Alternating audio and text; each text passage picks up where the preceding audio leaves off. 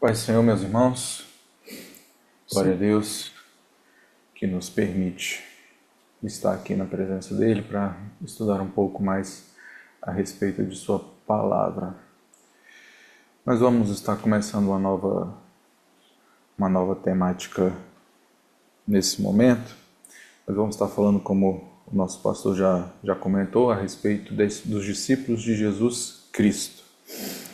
Serão algumas lições e nós vamos iniciar hoje basicamente do princípio que todos nós vivenciamos, né? Os discípulos de Cristo são novas criaturas, né? Eles saíram de um estado e foram para um outro.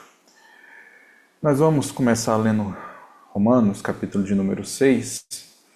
Romanos, capítulo de número 6, do verso 1 até o verso 7. Essa primeira leitura eu farei.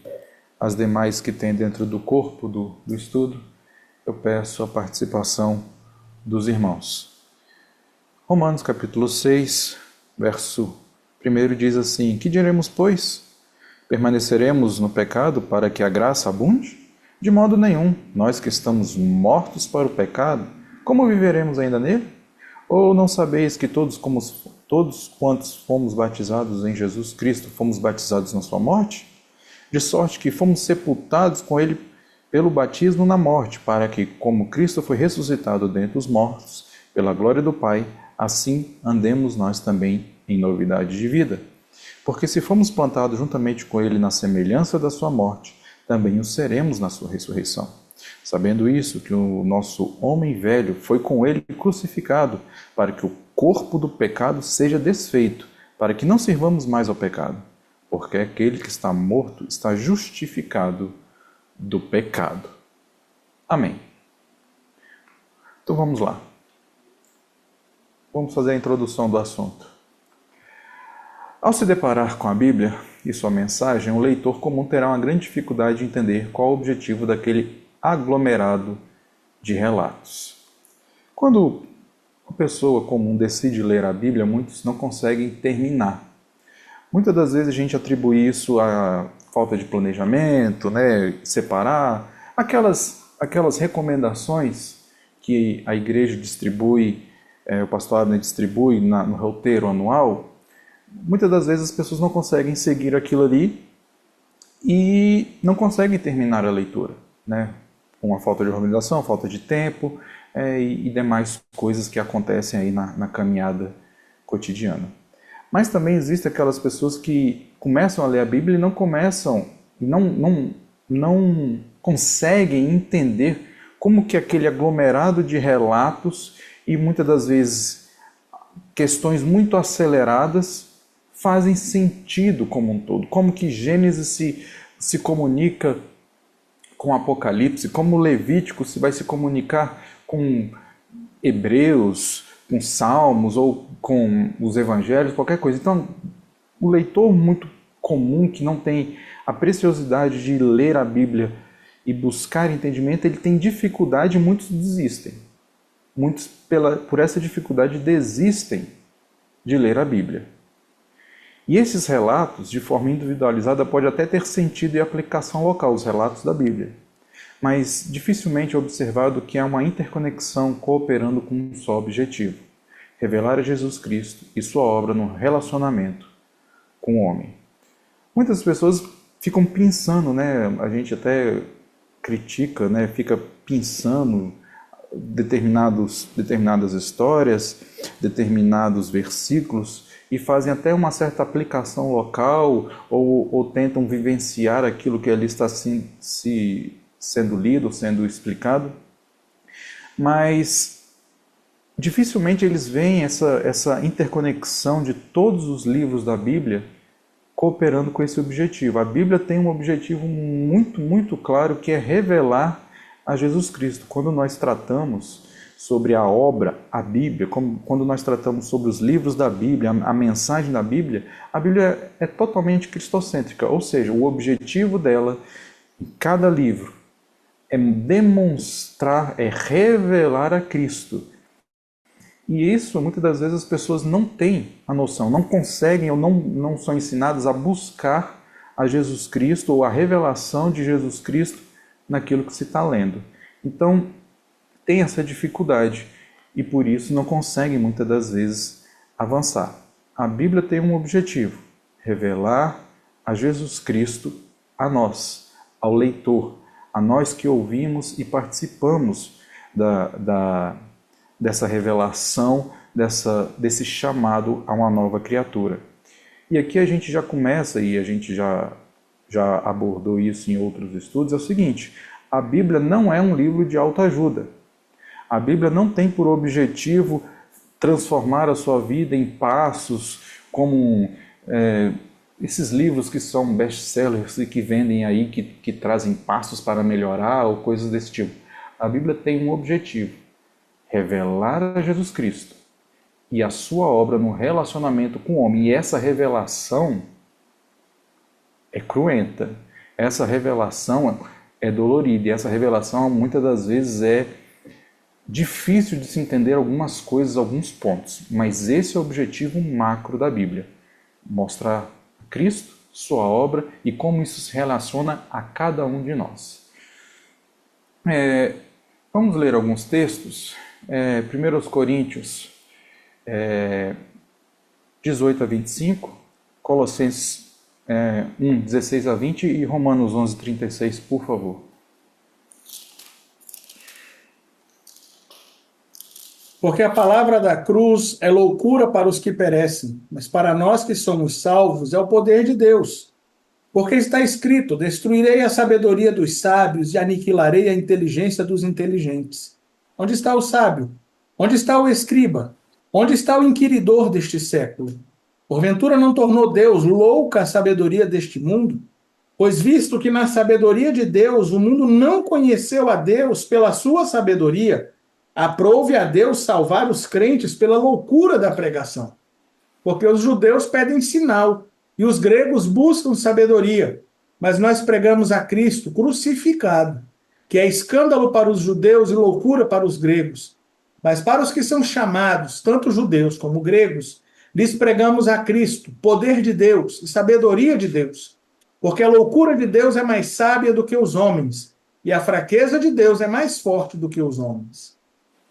Paulo fala aos Coríntios, né, e traça bem esse relacionamento sobre a mensagem do Evangelho, a mensagem de cruz, a obra de Cristo na cruz, e como que isso se relaciona. Nós pregamos a Jesus Cristo, o Filho de Deus, o Deus encarnado que veio a este mundo, contrariando todos os padrões e pressupostos que um homem pode imaginar a respeito de uma divindade, a respeito de um rei de reis, um senhor dos senhores. Não, ele vem de uma forma extremamente não ortodoxa para o sentido de glória humana, e vem transformando e vem lançando, seja para os religiosos, seja para os gentios, a mensagem transformadora. E isso é loucura para as pessoas.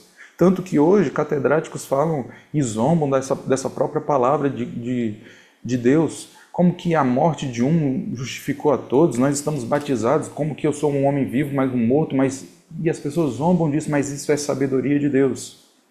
Então, entender isso é entender o relacionamento de Jesus Cristo com o homem, e a pregação e a revelação de Deus, o poder de Deus, sabedoria de Deus, que não é possível balizar pela sabedoria do homem, ou pela inteligência do homem, ou por aquilo que o homem tenta dizer que é certo e errado. Não.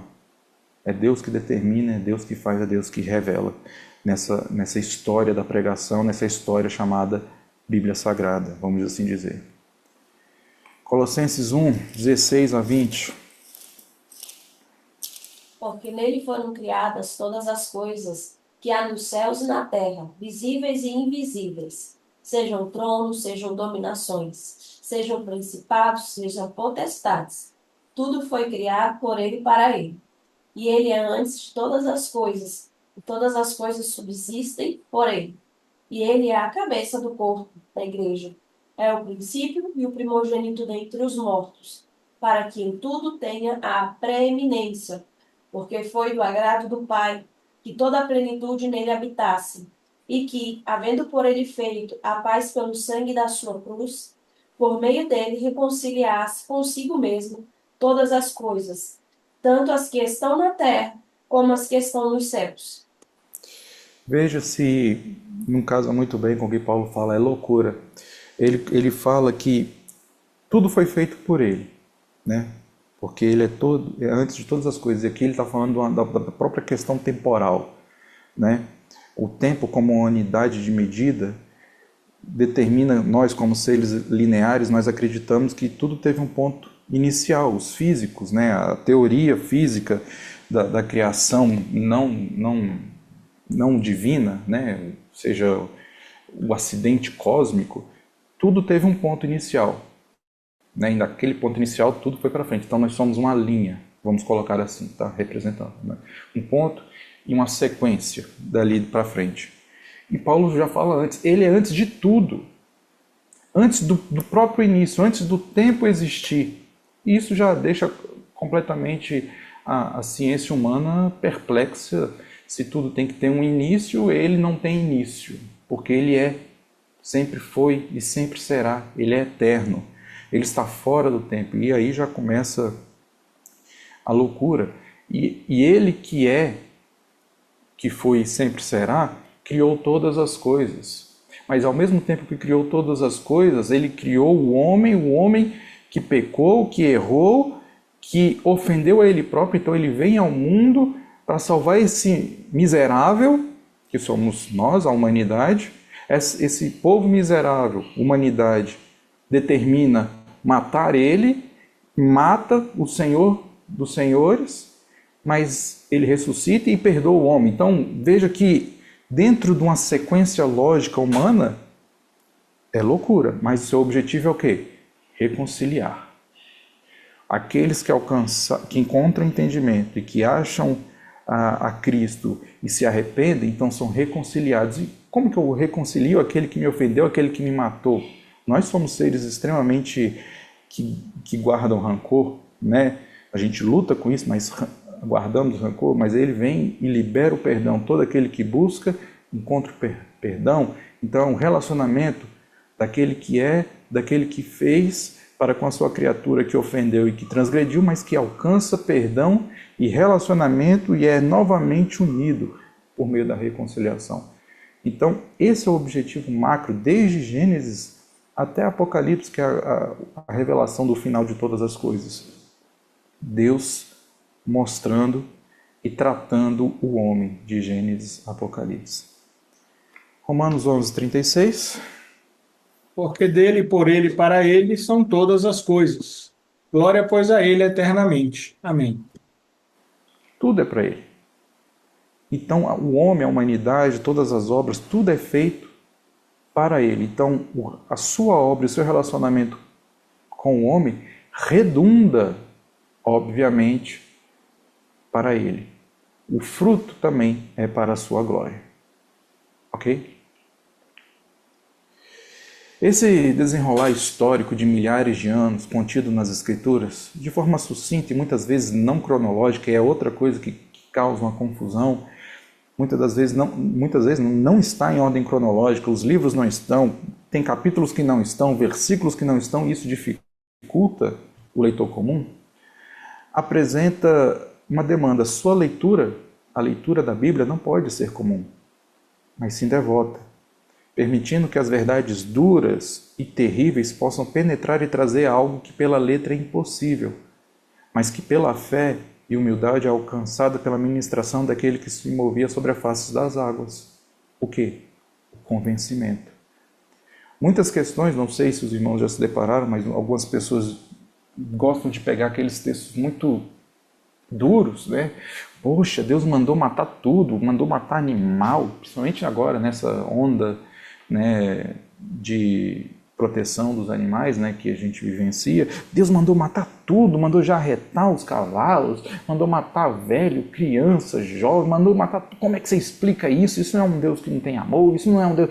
E começam a criticar a Deus e colocar as ações de Deus frente à ética e à moral do homem. Mas não é isso que a Bíblia está tratando. A Bíblia está apresentando verdades duras e terríveis, situações que precisaram ser tomadas com um objetivo a ser alcançado. E, de forma geral, o trabalhar da palavra de Deus por meio do Espírito Santo, por meio da ação do Espírito Santo é trazer para nós convencimento. Convencimento do quê? De que Ele é Deus. De que o Senhor é Deus. Cale-se todos diante dEle. Que Ele é Senhor, que Ele é Rei. Ele faz o que Ele quer. Ele age da forma que Ele quer. Nós não temos ingerência. Ele é soberano sobre todas as coisas. A Bíblia mostra que nós devemos nos submeter a Deus. E a gente tem que se convencer disso. Quanto mais a gente reluta, mais difícil é. E aí tem uns que até mesmo ao final não se convencem, não se permitem se submeter a Deus. E aí o final é trágico, muito trágico. Vamos, por favor, Levítico 26, versos 40 e 42 e João 16, versos 8 a 11, por favor.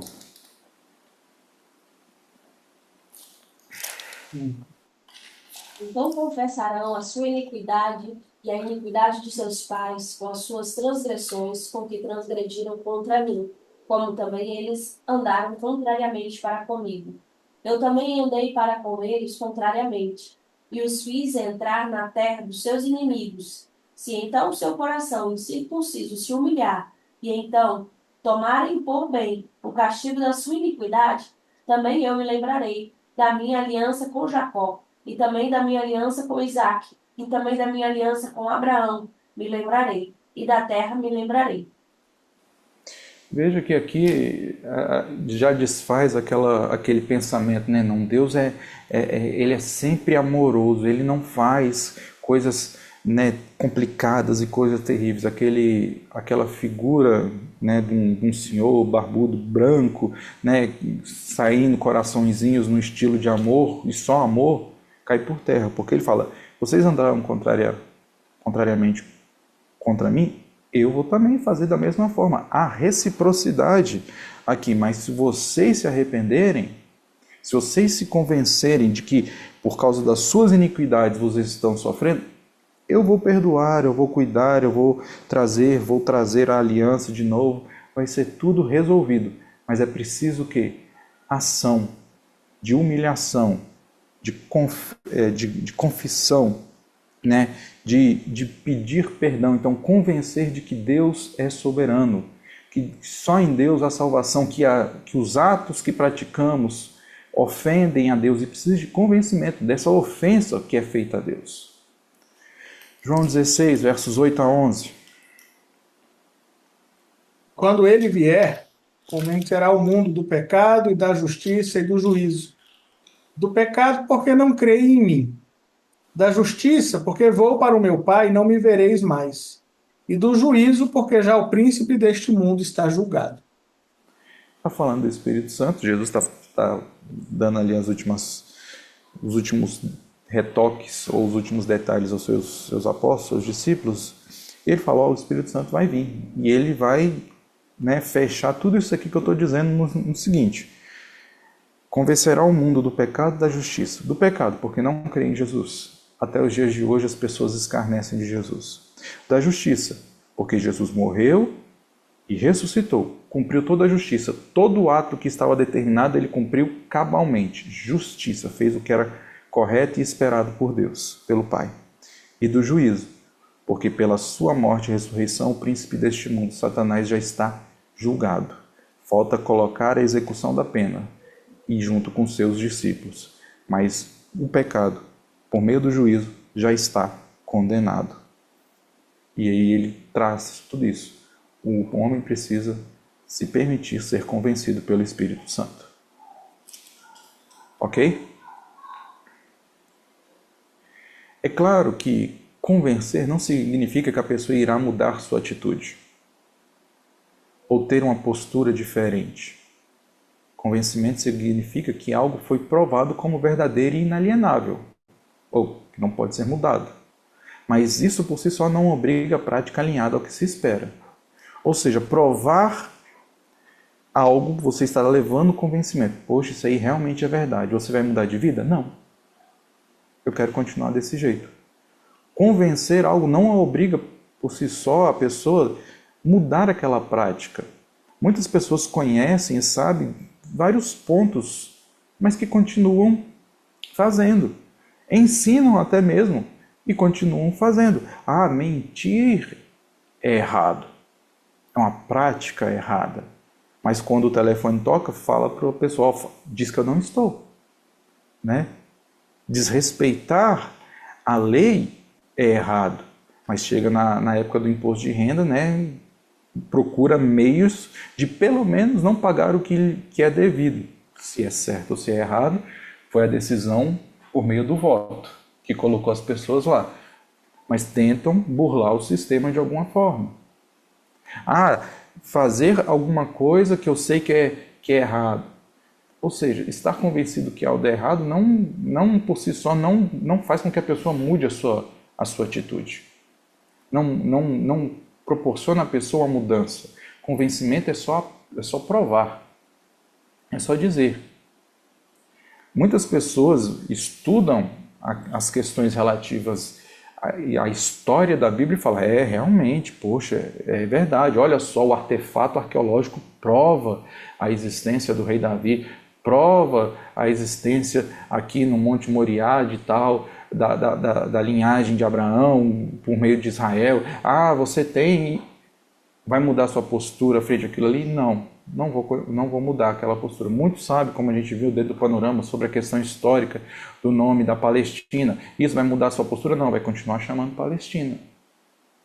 Então, provar algo verdadeiro e inalienável não obriga a pessoa a mudar a sua prática.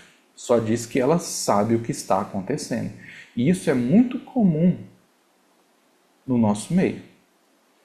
Vamos, por exemplo, Gênesis 4 e 7, Êxodo 19, verso 8, e depois 2 Reis, verso 17, 13 e 14, e Lucas 18. Os três textos, né? Verso 18 a 23, por favor.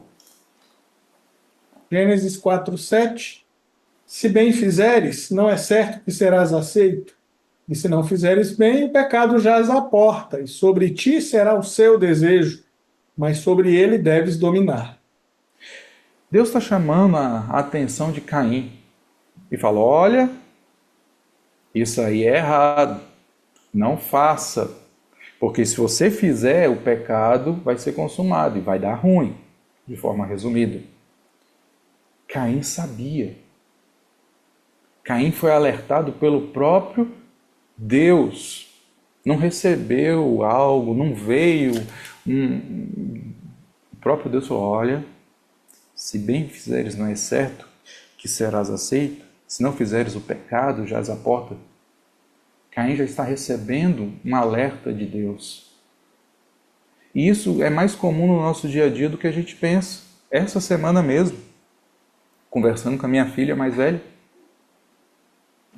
a mais velha brigando com a mais nova, eu chamei e falei, olha, brigar é errado, brigar é pecado, o pecado jaz à porta. Sobre ele você deve dominar, para com isso. Você sabe que é errado? Sei. Passou um tempo, continuou até que uma saiu machucada. Isso é comum. A gente sabe, mas continua por N motivos. Então, convencimento não é obrigação de mudar. É só que você está ciente daquilo que você está fazendo. Êxodo 19, verso 8, por favor. Então todo o povo respondeu a uma voz e disse, tudo que o Senhor tem falado, faremos. E relatou Moisés ao Senhor as palavras do povo. Eu gosto muito desse capítulo de Êxodo, porque isso aqui escancara quem é o povo. Deus coloca ali a proposta do povo, para o povo, ó, vocês vão ser meu povo, tal, aquele negócio maravilhoso. E o povo, tudo o que o Senhor falar, faremos, cumpriremos cabalmente, estamos aqui fechados com o Senhor. né? Deus no céu e a gente aqui na terra, ó, justiça. Nós vamos ser mais justos do que tudo. Vamos andar retinho. 2 Reis 17, 13 e 14, por favor. E o Senhor advertiu a Israel e a Judá pelo ministério de todos os profetas e de todos os videntes, dizendo: Convertei-vos de vossos maus caminhos e guardai os meus mandamentos e os meus estatutos, conforme toda a lei que ordenei a vossos pais e que vos enviei pelo ministério de meus servos os profetas. Porém não deram ouvidos. Antes endureceram a sua cerviz, como a cerviz de seus pais, que não creram no Senhor seu Deus. Veja que o povo prometeu servir ao Senhor lá, com aquela visão maravilhosa, lá no monte que fumegava, que tremia, aquela coisa que Deus fez. Passa-se algum tempo, o povo já começa a errar, já vem os profetas, já vem tudo, e o Senhor sempre falando. E aqui no livro dos Reis mostra claramente: não deram ouvido. Eles viram, escutaram e aceitaram e prometeram, mas não mudaram a prática. Entraram na terra prometida, e o verso 15 vai falar, e fizeram conforme as nações e fizeram até mesmo pior. Por que fizeram pior? Porque eles sabiam e fizeram pior. Lucas 18, versos 18 a 23, por favor. E perguntou-lhe um certo príncipe, dizendo: Bom mestre, que hei de fazer para herdar a vida eterna? Jesus lhe disse: Por que me chamas bom?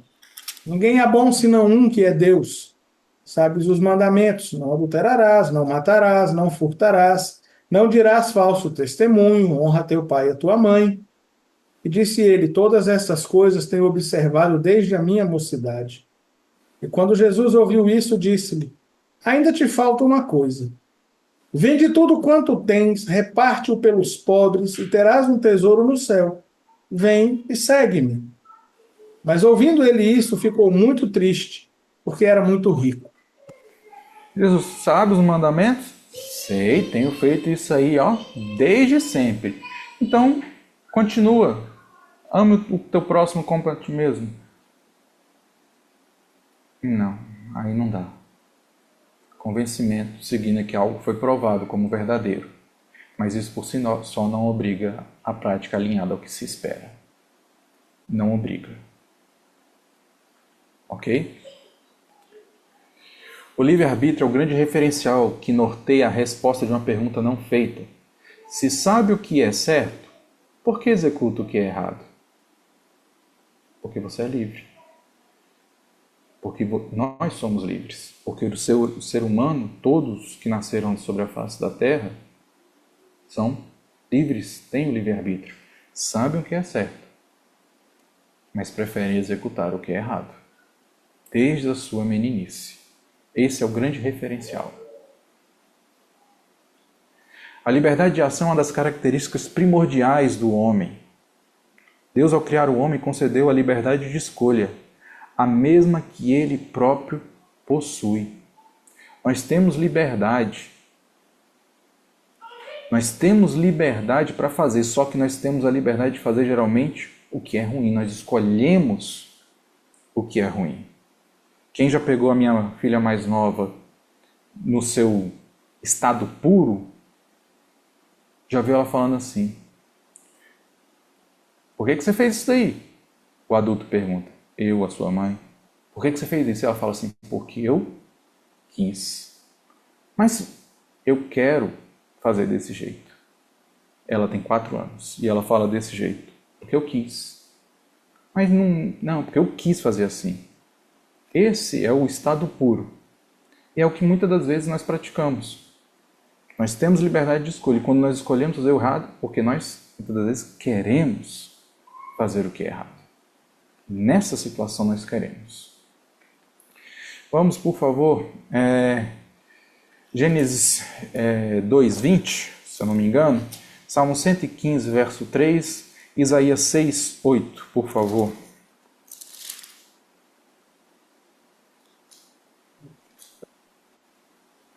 E Adão pôs os nomes a todo o gado e às aves dos céus, e a todo animal do campo, mas para o homem não se achava ajudador idôneo. Eu quero chamar a atenção que o Senhor fez tudo. Deus fez tudo que há nos céus, na terra e nos mares, como Ele quis. E a criatividade de Deus é inegável. De todas as espécies, de todas as formas, uma coisa maravilhosa. E concedeu a liberdade de Adão de olhar para o bicho e falar assim, e aí, Adão, como é que isso aí vai chamar? Isso aí vai chamar gato. E foi gato. Aí isso aí vai chamar boi. E foi boi. Isso aí vai se chamar o quê? Ah, isso aí vai se chamar arara. E foi arara. E por aí foi. Deus deu liberdade. E o homem escolheu. Nesse simples ato. Salmo 115, verso 3. Mas o nosso Deus está nos céus, fez tudo o que lhe agradou. Tudo que lhe agradou, o Senhor fez da forma que Ele quis. Então, fez com liberdade e concedeu liberdade ao homem. Isaías 6, por favor, verso 8. Depois disto, ouvi a voz do Senhor que dizia, a quem enviarei? E quem há de ir por nós? Então disse eu, eis-me aqui, envia-me a mim. Nós temos a vocação de Isaías, mas também nós temos aqui a própria revelação de Jesus Cristo sendo enviado, né? E ouvi uma voz do céu que dizia, a quem enviarei? Todo mundo podia ter ficado quieto, calado. Por que ele falou, eis-me aqui? Porque ele tinha liberdade para fazer isso. Porque ele quis fazer isso. Porque ele quis ser instrumento de Deus. Então o homem possui liberdade de escolha. A mesma liberdade que o Senhor possui. Ok? Isso é um traço importante. Dotado de liberdade de escolha, o homem pauta a sua vida baseada em duas situações. Nós somos livres, nós pautamos a nossa vida baseada em duas situações. Primeiro, nossa natureza e nossa cosmovisão. Aquilo que nós somos, aquilo que vem em nós e aquilo como nós enxergamos o mundo à nossa volta. Os nossos pressupostos, as nossas intenções, as nossas inclinações, ou seja, tudo está baseado nisso aí, no que nós somos e como nós vemos o mundo. Ambas, fundamentalmente, estão corrompidas pelo pecado. A nossa natureza e a forma que nós enxergamos tudo à nossa volta estão corrompidas pelo pecado. Vamos ler os três textos, por favor. Salmo 51:5, muito conhecido, né? Em pecado e iniquidade concebeu minha mãe. Gênesis 6, verso 5 e Efésios 4, 18 a 19.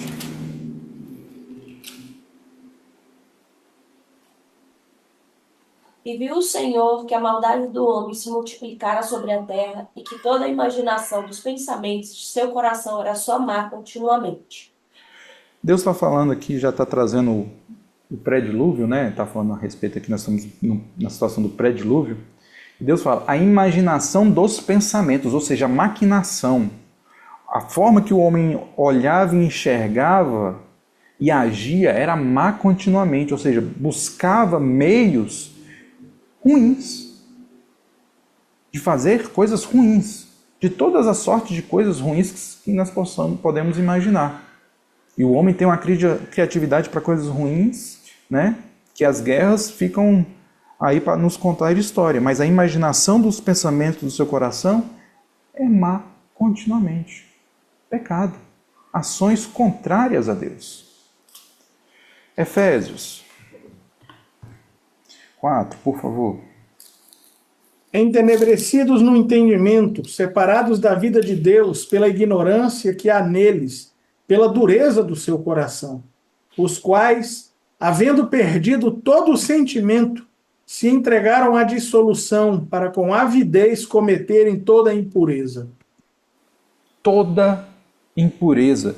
Entenebrecidos no entendimento, nas faculdades mentais, separados de uma vida de Deus, ou seja, sua condução é contrária, é separada de Deus, ou seja, a placa do que é certo, do que é divino, do que é esperado está apontando para um lado e as pessoas vão deliberadamente para o outro. Pela dureza do seu coração, os seus sentimentos de avareza, de maldade, de coisas ruins, cometem toda impureza se entregam a toda dissolução. Sua natureza, sua cosmovisão, o seu eu está completamente corrompido pelo pecado. Essa é a estrutura do homem, é a vida baseada do homem nessas duas questões, completamente caído, separado de Deus. Ok? Então, nós vemos aí um pouco sobre toda essa questão, liberdade, pauta, situação ruim, o homem está caído em pecado, a dimensão estrutural humana. Ao se analisar o homem em sua estrutura, é possível focar e se especializar em cada área, seja biológica, mental ou espiritual. Cada área. Se você for na área biológica, né, um monte. Mental, psicanálise, psiquiatria, psicologia e vai embora. Espiritual, nós temos visto aqui. Por mais que todas sejam importantes, o foco se torna imprescindível naquilo que é essencialmente e existencialmente configura o ser humano, o que é essencial, o que torna o ser humano a existência do ser humano. Assim, olhar para o relato da criação da perspectiva desse foco, ou seja, o homem é um pecador. O homem, ao cometer o ato deliberado lá, e viu que a árvore, que o fruto era bom e agradável, foi lá deliberadamente, não foi Satanás que pegou a mão do homem, de Adão e Eva, e foi lá, não foi o negócio que caiu no colo e opa, né, foi deliberado. Foi lá e pegou e pecou. E como a morte entrou por um, todos pecaram, todos morreram. Então, dá a perspectiva disso tudo. O homem, em sua essência e na sua existência, é um pecador. Caiu, está separado do Senhor. Vamos, por favor, em Gênesis 8, 21, Eclesiastes 7, 20 e Romanos 3, 23, por favor.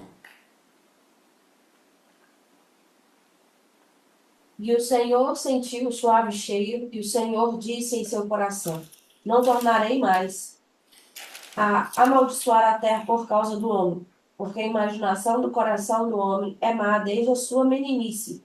Nem tornarei mais a ferir todo o vivente como fiz. Nós lemos o relato pré-dilúvio, falando que a imaginação e os pensamentos do homem é má desde... Vem, Deus escolhe uma família, põe na arca com os animais, extermina toda a vida sobre a face da terra, as águas do dilúvio diminuem, e aí segue o relato. Noé edifica um altar, oferece um sacrifício, um holocausto a Deus, Deus sente o cheiro dali do sacrifício, e o coração do homem é má desde a sua meninice. Continuou do mesmo jeito. Continuou. Deus mostra que as ações lá de trás, mesmo que ele tomou essa atitude tão drástica de um recomeço, vamos colocar assim, continua sendo má desde a meninice. E ainda vem aí a própria situação de Cã, né? Noé plantou uma vinha, Cã, aquela coisa toda que a gente segue aí no relato bíblico. Mas a imaginação do pensamento do homem continua sendo má. Ou seja, o homem continuou sendo pecador pós o dilúvio. Não mudou, continuou. Eclesiastes 7, 20, por favor. Na verdade que não há homem justo sobre a terra que faça o bem e nunca peque. Não há homem justo sobre a terra que não faça o bem. Salomão é categórico. Ele olha para a humanidade em toda a sabedoria que Deus lhe concedeu e fala: todo homem é pecador. É na sua essência, é na sua existência. Isso é, o homem está separado de Deus. O homem transgride e ofende a Deus. Romanos 3, 23. Porque todos pecaram e destituídos estão da glória de Deus. Todos pecaram, todos estão destituídos da glória de Deus. O homem está separado de Deus se ele não se arrepender. Ao se constatar que o homem é um pecador por natureza, Isto é, alguém que se desvia do rumo, alguém que vai de encontro com a própria pessoa de Deus. É possível analisar que para se chegar à conduta desaprovada existem duas opções: a conduta culposa e a conduta dolosa. Ou seja, o homem é um pecador por natureza. Isso vem no próprio homem. Ele erra, ele peca, ele age de forma a desagradar a Deus, a ir de encontro à pessoa de Deus. Só que essa ação de ir contra Deus, ela pode ser culposa ou dolosa. Começando com dolo, é possível afirmar que a prática intencional e deliberada de fazer algo errado. É o testemunho que eu dei, o exemplo que eu dei. A minha filha mais nova fala, porque eu quis fazer assim. Ou seja, eu sabia que era errado, eu fui lá e fiz o que é errado.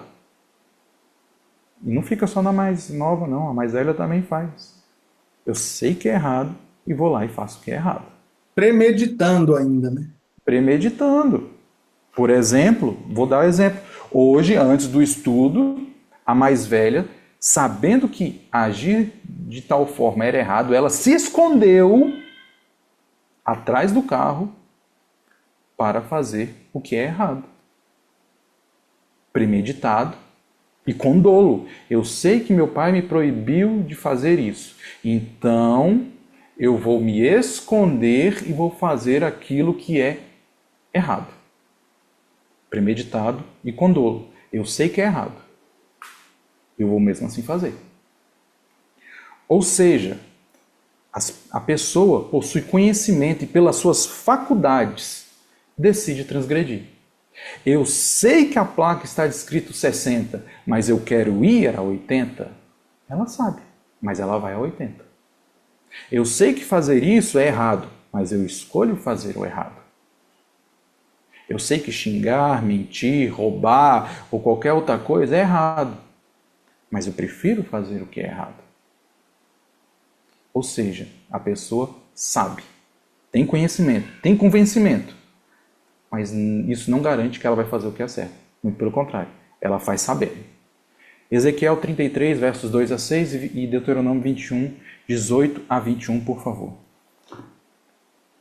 Filho do homem, fala aos filhos do teu povo e dize-lhes: quando eu fizer vir a espada sobre a terra, e o povo da terra tomar um homem dos seus termos e o constituir por seu atalaia, e vendo ele que a espada vem sobre a terra, tocar a trombeta e avisar o povo, se aquele que ouvir o som da trombeta não se der por avisado, e vier a espada e o alcançar, o seu sangue será sobre a sua cabeça.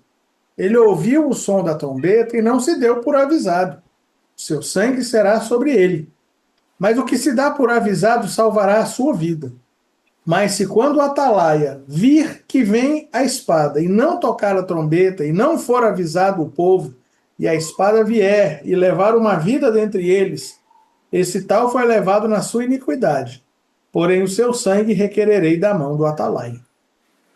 Veja, aqui a pessoa escutou o som e aí ele tem duas opções. Se der por avisado ou não. Ele escolhe o que ele vai fazer. Eu escutei, não foi. Depois o Senhor Deus fala, o atalaia não tocou. Ah, isso vai eximir a pessoa da sua iniquidade? Não. Não vai. Mas haverá culpabilidade sobre o atalaia. As faculdades, o raciocínio, o saber da pessoa é o que faz as pessoas cometerem o dolo.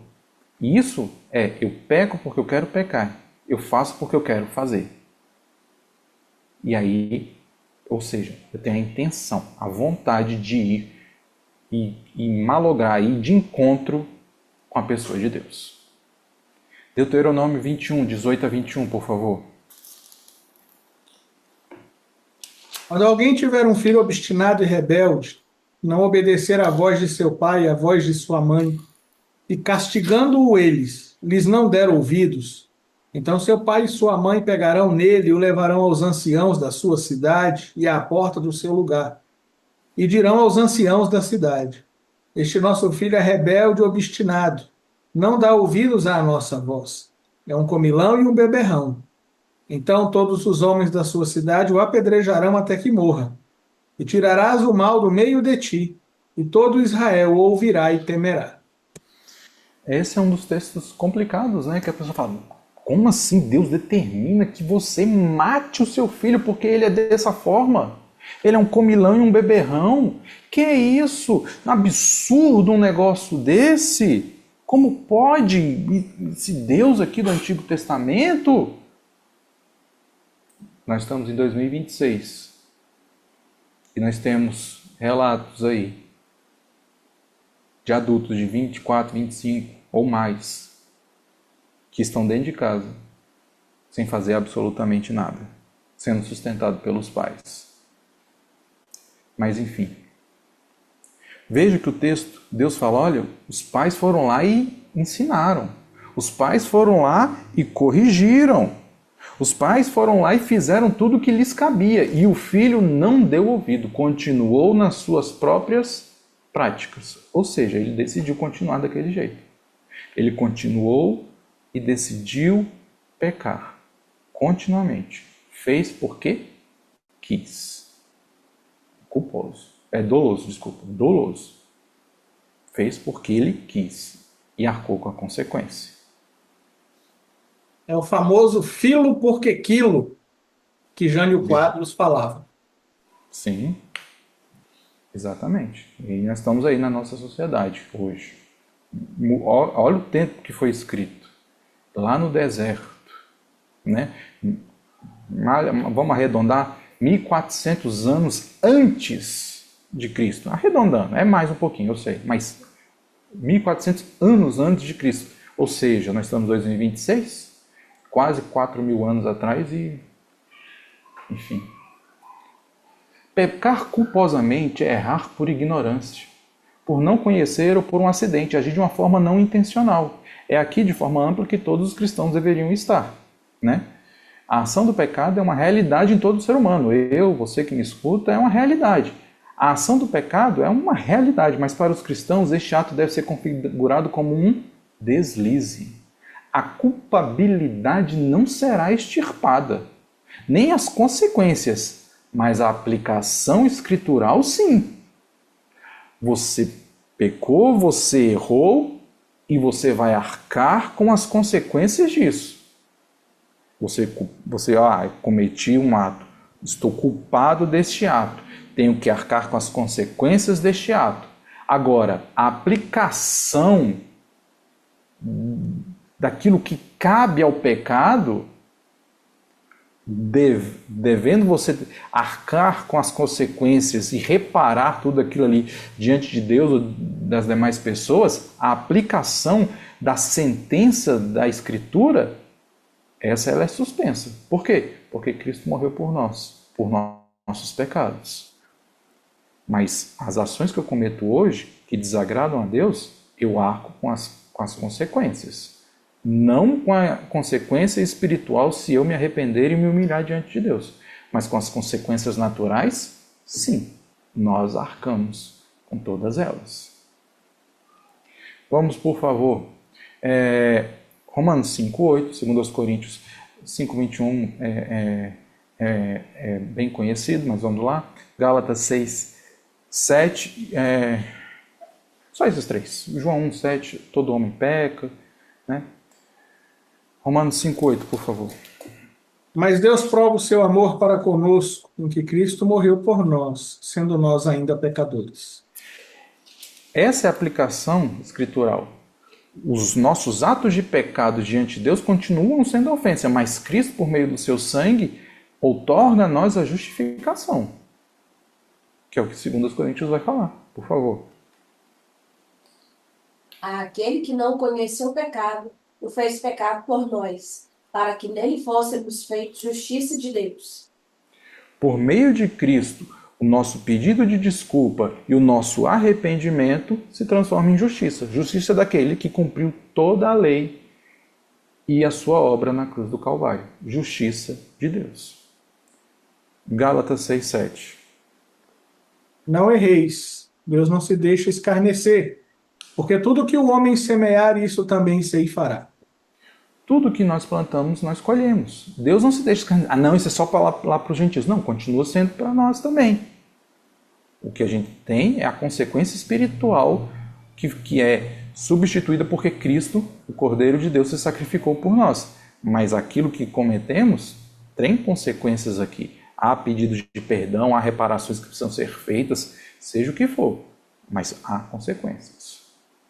Ok?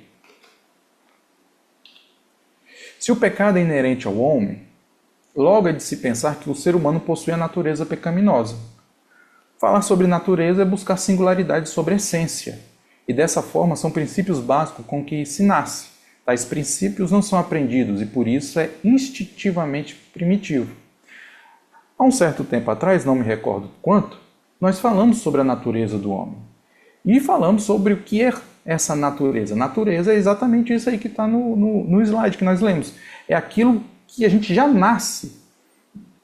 Não é algo que é ensinado. Você já sai daquilo ali.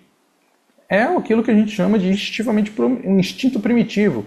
Ninguém te ensina a respirar, né? Você respira, você vai embora, entendeu? Então, esse ato de pecar, ninguém te ensina, olha, você vai fazer assim e isso é pecado. Não, nenhum pai, lógico, normal da cabeça, vai ensinar o filho a fazer o que é errado, né? Mas sim é algo que sai. Por que a criança mente? Por que a criança se esconde?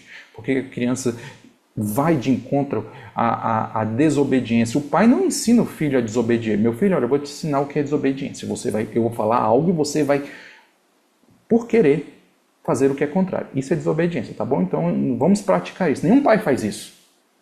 Por que a criança se esconde para fazer o que é errado? Vem dela. Observação. Atualmente, a terminologia natureza humana vem sendo ferozmente descartada pelos ramos que estudam o homem em sua estrutura, antropológico e ontológico. A terminologia que se instaura politicamente é a condição, ou seja, hoje você vai encontrar as pessoas não se referindo à natureza humana, mas sim à condição humana, pois catedráticos defendem que a humanidade é um processo construído por uma série de fatores. Então, por essa construção, as características fundamentais podem ser alteradas e adaptadas. Tal influência pode ser vista na teoria de gênero. Ou seja, quando as pessoas tiram natureza e colocam a palavra condição, eles estão dizendo tudo que você foi fruto de uma construção. Você nasceu completamente uma tela em branco e foi somando. Se você é homem, se você é mulher, se você é isso, se você é aquilo, tudo foi construído. Essa é a falácia dos nossos dias. O termo correto que nós defendemos é natureza, porque nós nascemos com determinadas características objetivas, ou seja, inalienáveis. O que acontece é uma desconstrução dessas características, por exemplo, pela teoria de gênero. Eu sou aquilo. Eu não sou homem, eu sou uma planta, eu sou um, sei lá o que, um bezerro. Aí vem essa loucura. Mas não é o foco aqui. Ok? Assim, a natureza pecadora é algo que acompanha todos que nascem sob o sol. Todos os homens.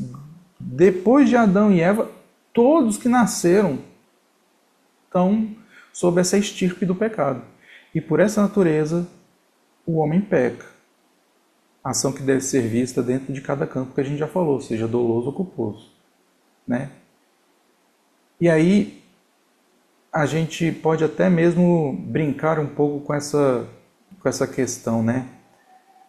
O homem é pecador porque peca ou peca porque é pecador, né? A pergunta teológica e filosófica, né? O homem peca porque é pecador ou é pecador porque peca? Logo, se a sua natureza é de pecado, o homem peca porque ele é pecador, porque ele nasce em pecado, porque ele age em pecado. Ele não peca porque ele não é pecador porque peca. Eu cometi uma ação, então essa ação vai me gerar essa nomenclatura. Não. Eu faço isso porque naturalmente, querendo ou não, isso vem de forma manchada no meu eu, na minha natureza, separada de Deus. Jó 14, verso de número 4, por favor. Quem do imundo tirará o puro? Ninguém. Ninguém. E olha, e aí a gente extrapola, quem do imundo tirará o puro? Adão e Eva pecaram. Toda a descendência humana veio deste casal. Todo ser humano, norte ao sul, leste a oeste, todo ser humano debaixo desse sol veio deste casal. Quem do impuro tirará o limpo? Não tem como. Por isso que é a natureza. E por tudo isso que já foi falado, faz-se a necessidade de um novo nascimento, de uma nova vida. Vamos lá em João 3, verso 3 a 6 e 1 João 5, 18.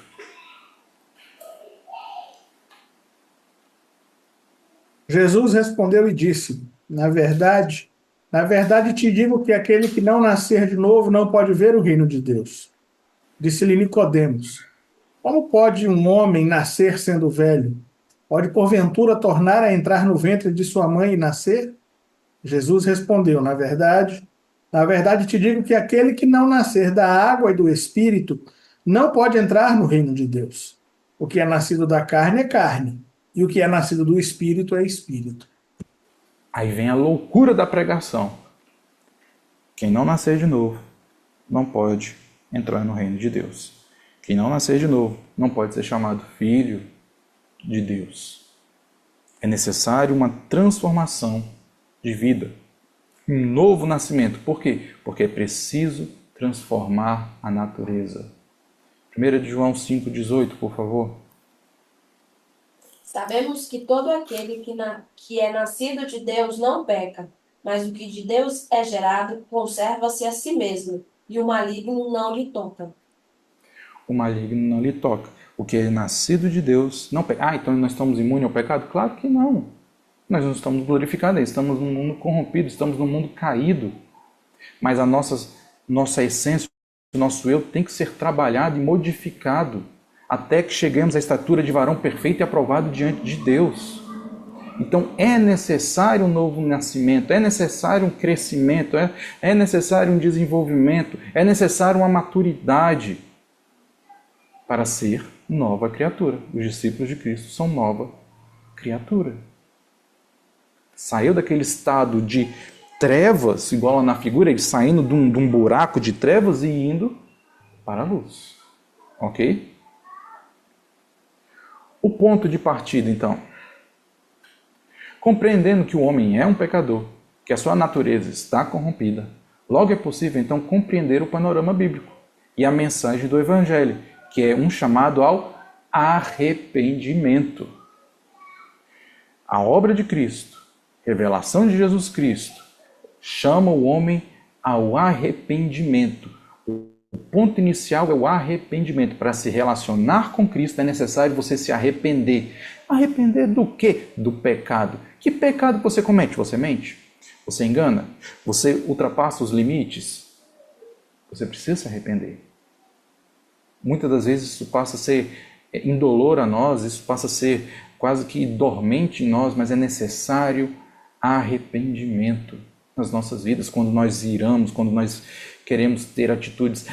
Eu só pensei em fazer algo ruim, você errou, deixou o pensamento vir à cabeça, pecou, então é necessário arrependimento. Mateus 3, verso 2 e Atos 3, 19, por favor. E dizendo: arrependei-vos, porque está próximo o reino dos céus. Diz aí, arrependei-vos. Mas eu só olhei, eu só pensei. Jesus disse, você já olhou para a mulher? Já começou, meu filho, já foi, já pecou. Então, é necessário buscar arrependimento das ações que comete, seja até mesmo de forma descuidada, no sentido assim, eu não prestei atenção e foi. É necessário se arrepender. Senhor, me perdoa, me desculpa, fiz errado. Quero ser nova criatura, quero melhorar nisso daí. Né? Não quero pôr coisas más diante dos meus olhos, não quero emprestar meus ouvidos a coisas ruins, não quero emprestar minha boca para as coisas ruins, não quero agir de forma ruim. Arrependimento. Atos 3, 19. Arrependei-vos, pois, e convertei-vos, para que sejam apagados os vossos pecados, e para que venham assim os tempos do refrigério pela presença do Senhor. Pela presença do Senhor, refrigério, de não ter aquela carga do salário do pecado é a morte. O salário do pecado é a morte. Nós estamos condenados porque nós somos pecadores. Paira sobre a humanidade, mesmo que ela se sinta desobrigada a acreditar nisso, mas sabe que há uma sentença, porque o príncipe desse mundo já foi julgado, o Espírito Santo já veio, já está aí, já mostrou e tem mostrado dia após dia. Convertei-vos, arrependei-vos, para que sejam apagados os vossos pecados e venham os tempos do refrigério, do descanso, pela presença do Senhor, pela atuação do Espírito Santo, pela comunhão do Espírito Santo, pelo relacionamento com Deus. Observe que é um chamado, não é uma ordenança, ou determinação, ou imposição. O chamado é norteado pelos princípios básicos que Deus dotou o homem de livre-arbítrio, razão e sentimentos. Baseado nisso, o homem precisa escolher o que ele quer. O chamado ao arrependimento é isso que nós estamos tratando. É uma obrigação, pronto, tem que se arrepender, é obrigatório, ponto final. É uma determinação? Não. É um convite. Vinde a mim todos que estáis cansados, eu vos aliviarei. Vinde a mim. Você quer? Vem. Você quer ter um relacionamento comigo? Vem. Você quer ter os pecados perdoados? Vem. O homem precisa escolher o que ele quer. 1 Reis 18, 21, por favor. E vamos em Lucas 18, 28 a 30. Então Elias chegou a todo o povo e disse: Até quando cocheareis entre dois pensamentos? Se o Senhor é Deus, seguiu, e se Baal, seguiu. Porém, o povo nada lhe respondeu. É curioso, né? Elias lança, vocês precisam escolher. Escolham. Ainda não temos condições de fazer essa escolha, Elias. Escolham. É um chamado. Você quer servir a Deus? Ou vocês querem servir ainda aos ídolos deste mundo? Escolha. É um convite. É um chamado. Lucas 18, 28 a 30. E disse Pedro: Eis que nós deixamos tudo e te seguimos. E ele lhes disse: Na verdade vos digo que ninguém há que tenha deixado casa, ou pais, ou irmãos, ou mulher, ou filhos pelo reino de Deus, que não haja de receber muito mais neste mundo e na idade vindoura a vida eterna. Pedro fala, né? Nós fizemos uma escolha, Senhor. Nós escolhemos, e o que nós vamos ter com isso aí? Jesus fala sobre questões muito maiores, sobre a irmandade da igreja, sobre o corpo da igreja e depois o reino de Deus. Então, uma escolha. O que vocês querem? Uma vida aqui ou uma vida no porvir? O temporal ou o atemporal? O homem precisa escolher o que ele quer. Só isso. Mas o que se deve escolher? Parece meio óbvio perguntar o que se prefere. Bênção ou maldição? Se a gente lançar a pergunta enquete aqui, e aí, você prefere bênção ou maldição? Bênção, óbvio. Eu prefiro a bênção do Senhor. É isso que eu quero para mim, para minha vida, para a vida dos meus familiares? Quem é que vai querer a maldição, a ira, o furor, o cálice da ira de Deus? De forma alguma, eu quero a bênção. Vamos lá em Deuteronômio 30, verso 19, depois Mateus 25, versos 31 a 34, 41 e 46, por favor. Os céus e a terra tomam hoje como testemunhas contra vós, de que te tenho proposto a vida e a morte, a bênção e a maldição. Escolhe, pois, a vida, para que vivas, tu e a tua descendência. É tão óbvio que Deus até falou, olha, escolhe a bênção. A bênção é melhor. Vai por mim. Vai ser bem melhor para você, para sua descendência, vai ser só coisa boa. Então escolhe a bênção. Mateus 25, versos 31 a 34, depois 41 e 46. E quando o Filho do Homem vier em sua glória, e todos os santos anjos com ele, Então se assentará no trono da sua glória, e todas as nações serão reunidas diante dele, e apartará uns dos outros, como o pastor aparta dos bodes as ovelhas. E porá as ovelhas à sua direita, mas os bodes à esquerda. Então dirá o rei aos que estiverem à sua direita: Vinde benditos de meu Pai, possuí por herança o reino que vos está preparado desde a fundação do mundo.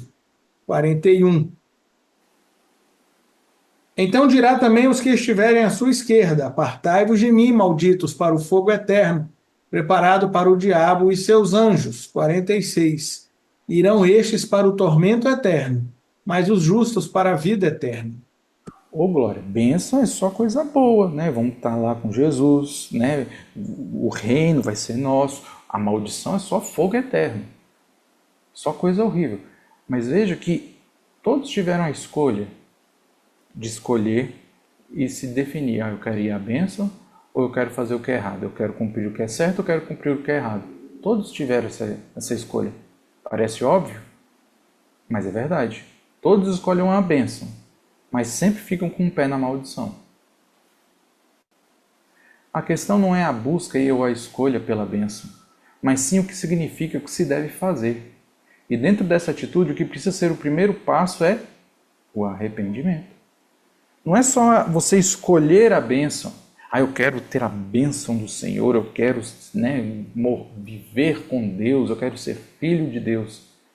Não é só isso, escolher a Deus, mas sim o que você vai fazer para viver com Deus. E por isso que a palavra de Deus, a Bíblia revela isso, o relacionamento entre Deus, na pessoa de Jesus Cristo, e o homem, entre o Espírito Santo e o homem, entre o Pai e o homem. Ou seja, o que você deve fazer para permanecer nisso. E sempre o primeiro passo é o arrependimento. João 14,6. Disse-lhe Jesus: Eu sou o caminho, e a verdade e a vida. Ninguém vem ao Pai senão por mim. Ninguém vai ao Pai senão por Jesus. E quando nós olhamos a Jesus e nós vemos o que ele passou, o que ele sofreu, isso tem que ser angustiante a cada um de nós. A cada um de nós. E nós temos que buscar uma vida de arrependimento e o fruto desse arrependimento nos pautar em uma vida cada vez mais correta em direção ao Senhor. E isso pela sua palavra. Isso pela Bíblia. Isso pelos ensinos que ali estão. Ok? O arrependimento possui o significado comum de mudar ideia ou intenção, mas também significa lamentar-se, condoer-se por algo, por ter sido ou não feito ou dito. Assim, por exemplo, Gênesis 6,6 traz um significado profundo, onde o Senhor ficou tomado de tristeza e desapontamento.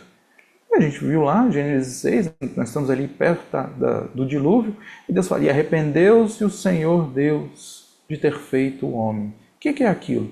Deus estava triste, Deus estava magoado de ver que o homem estava fazendo algo horrível, agindo impiamente, fazendo coisas terríveis. E ele fica dolorido, ele se condói, ele sente dor, de tristeza, desapontamento, porque o homem poderia fazer algo e está fazendo o contrário. Já em Êxodo 32,14, que fala que Deus modificou, o sentimento de tristeza de Deus pode modificar os desígnios baseados em sua graça e misericórdia. Vamos lá em Êxodo 32,14, por favor. Então o Senhor arrependeu-se do mal que dissera que havia de fazer ao seu povo. Deus falou: vou fazer mal, vou julgar, vou fazer juízo. E aí o Senhor falou: não, o pessoal lá, diminuiu, vou me acalmar. Estou triste, vou modificar os meus desígnios. Baseado no quê? Na graça e na sua misericórdia. Então não ia destruir o povo, baseado na sua graça e na sua misericórdia. Vamos em 1 Crônicas 21,15 e Joel 2,13, por favor. Deus mandou um anjo a Jerusalém para a destruir. E destruindo a ele, o Senhor olhou e se arrependeu daquele mal e disse ao anjo destruidor: Basta, Agora retira a tua mão. E o anjo do Senhor estava junto à eira de Ornã, o Jebuseu. Davi faz o que não deveria fazer, numera o povo, vem castigo sobre Deus, manda ele escolher o que ele prefere, mão dos inimigos, peste ou a mão do Senhor. Escolheu a mão do Senhor, vem o anjo e começa, os juízos. E aí chega aí naquilo que a gente leu, o anjo chegando a Jerusalém para destruir e executando o juízo do Senhor, se arrependeu. No sentido de quê? De tristeza. Nós estamos falando de Jerusalém. Davi, o homem segundo o coração de Deus, e tudo aquilo ali, e Davi orando, intercedendo. Não fui eu que pequei, o que essas ovelhas têm a ver com essa situação? Não fui eu, venha contra mim. E Deus modifica os seus desígnios baseado em sua graça e na sua misericórdia. É feito o sacrifício ali, Davi compra a eira e futuramente Salomão vai construir o templo ali. Então Deus modifica toda aquela situação baseada nos seus desígnios de graça e misericórdia. Joel 2,13. E rasgai o vosso coração, e não as vossas vestes. Convertei-vos ao Senhor vosso Deus, porque Ele é misericordioso e compassivo, e tardio em irar-se, e grande em benignidade, e se arrepende do mal. Ou seja, Deus está executando os seus desígnios, o seu juízo, aquilo que é completamente correto. Mas se você rasga o seu coração, se você se converte ao Senhor, se você se arrepende, o Senhor é misericordioso e compassivo e muda os seus desígnios por graça e por misericórdia. Então, arrependimento possui tudo isso. Não somente o ato de mudar de ideia, mas também trazer um profundo sentimento de tristeza. Poxa, estou desapontado com a minha ação, com a minha conduta, já sei isso e fiz de novo. Então tem que estar presente esses elementos, tanto a mudança como o sofrer por algo errado praticado.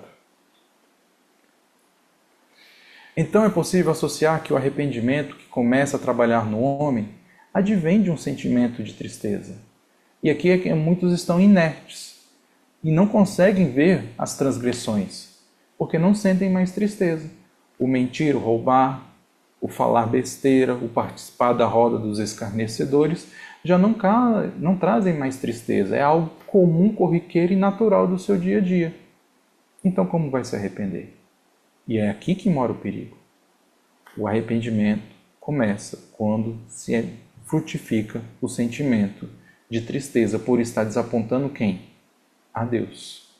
E toda a sua obra e tudo aquilo que Ele fez para conosco. Salmo 31, verso 9 e 10 e 2 Coríntios 7, 10, por favor. Tem misericórdia de mim, ó Senhor, porque estou angustiado. Consumidos estão de tristeza os meus olhos, a minha alma e o meu ventre. Tem misericórdia de mim, Senhor. Faltou 10, né? Não? Faltou 10? Porque a minha vida está gasta de tristeza e os meus anos de suspiros. A minha força descai por causa da minha iniquidade, e os meus ossos se consomem.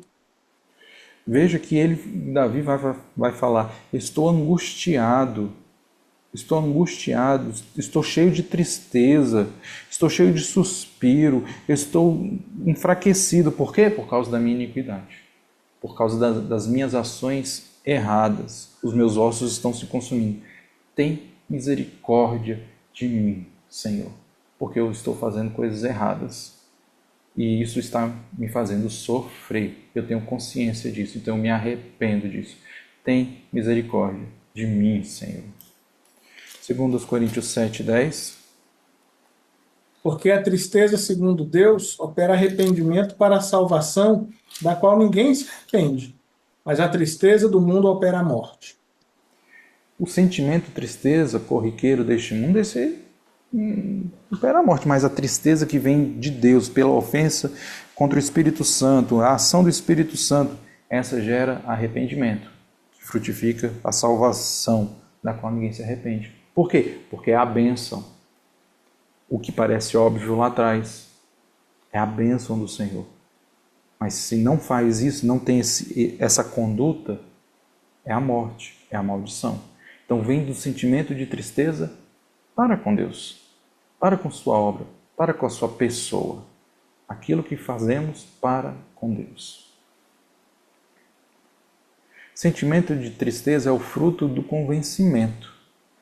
O interessante é que o convencimento opera nas faculdades mentais. Você precisa racionalizar o que você fez de errado. Você precisa ter consciência, convencimento que aquilo que você praticou ou não foi errado. Mas o frutificar, este é no coração e na alma. Estou convencido de que eu desagradei a Deus. Então a tristeza frutifica no coração, na alma da pessoa, a ponto de ela ir se arrepender, ela ir buscar a Deus. Então, veja que todo ser, toda a natureza, toda a estrutura humana está envolvida neste ato. Não é só um ato isolado, não é só algo interno, é algo que engloba toda a estrutura do ser humano. E por isso que ele se torna uma nova criatura, porque está envolvido todo o seu ser em buscar o arrependimento, em buscar o perdão do Senhor e buscar uma mudança, uma novidade de vida nas faculdades mentais e no coração, na alma, no espírito, por assim dizer. Vamos, por favor, vamos lá em Esdras, capítulo 10, versos 1 a 3, depois Efésios 4, 14 e 1 Coríntios 2, 4 e 5.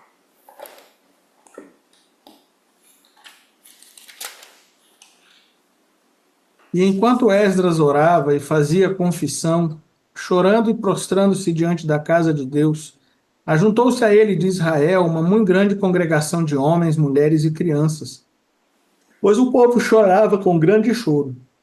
Então Secanias, filho de Jeiel, um dos filhos de Elão, tomou a palavra e disse a Esdras: Nós temos transgredido contra o nosso Deus e casamos com mulheres estrangeiras dentre os povos da terra. Mas no tocante a isto, ainda há esperança para Israel. Agora, pois, façamos aliança com o nosso Deus e que despediremos todas as mulheres e os que delas são nascidos, conforme ao conselho do meu Senhor e dos que tremem ao mandado do rei do nosso Deus, e faça-se conforme a lei. Veja que Esdras está numa situação muito complicada. O povo casou com mulheres das nações que Deus falou que não deveria casar, teve filhos e virou uma confusão. E Esdras está ali numa situação, e agora o que nós vamos fazer? E está angustiado diante do Senhor. E aí vem um e fala: olha, a gente entende a razão, nós casamos como não deveríamos ter casado, geramos filhos como nós não deveríamos ter gerados, mas tem solução para isso aí, vamos fazer aliança, vamos trazer isso daí. Então, trabalha o convencimento, realmente fizemos o que é errado, então vamos procurar qual a solução dessa situação. Então tudo está envolvido, o convencimento nas faculdades mentais e a ação no coração. Efésios 4, 14, por favor. Para que não sejamos mais meninos inconstantes, levados em roda por todo o vento de doutrina, pelo engano dos homens, que com astúcia enganam fraudulosamente. Isso aqui é um alerta a todos nós. Eu, você. Muitas das vezes nós nos sentamos aqui para usar o nosso culto de terça-feira noturno. Estudamos assuntos profundos, maravilhosos, gloriosos no sentido de conteúdo, seja pelos ministros que aqui passam, que se esmeram, como a pastora Elija sempre ora, se esmeram, se dedicam a fazer isso, mostram historicamente, arqueologicamente, será que existe essa palavra? De forma arqueológica, usam todos os recursos naturais, mostram na Bíblia, no grego, no hebraico, no aramaico, fazem da forma... É isso, aí você... É verdade, estou convencido que isso é a verdade. Passa-se um tempo, vem um outro, um desconhecido que aparece, fala meia dúzia de palavras e tudo aquilo que foi falado, explicado, demonstrado, esmiuçado, cai em descrédito ou em dúvida, para que nós não sejamos mais meninos inconstantes, levados em roda por todo vento de doutrina e pelo engano dos homens que com astúcia enganam fraudulosamente. O convencimento deve gerar em nós, nas nossas faculdades mentais, um convencimento fiel. Não, eu creio nisso porque me mostraram, eu entendi e que vai ser desse jeito, pela palavra do Senhor, pelos eventos históricos, pelas palavras em grego e em hebraico, que eu não sei agora dizer, mas está lá, me mostraram. Então eu estou convencido, vou ficar firme nisso daqui, não vou deixar me vaguear, seja por uma pessoa que aparece, fala meia dúvida de palavras e me deixa na dúvida, não. Eu estou convencido, a minha razão está convencida. Então, o convencimento opera nas faculdades mentais. Mas nessa questão do arrependimento, frutifica no coração e na alma. Vamos lá, 1 Coríntios 2, verso 4 a 5.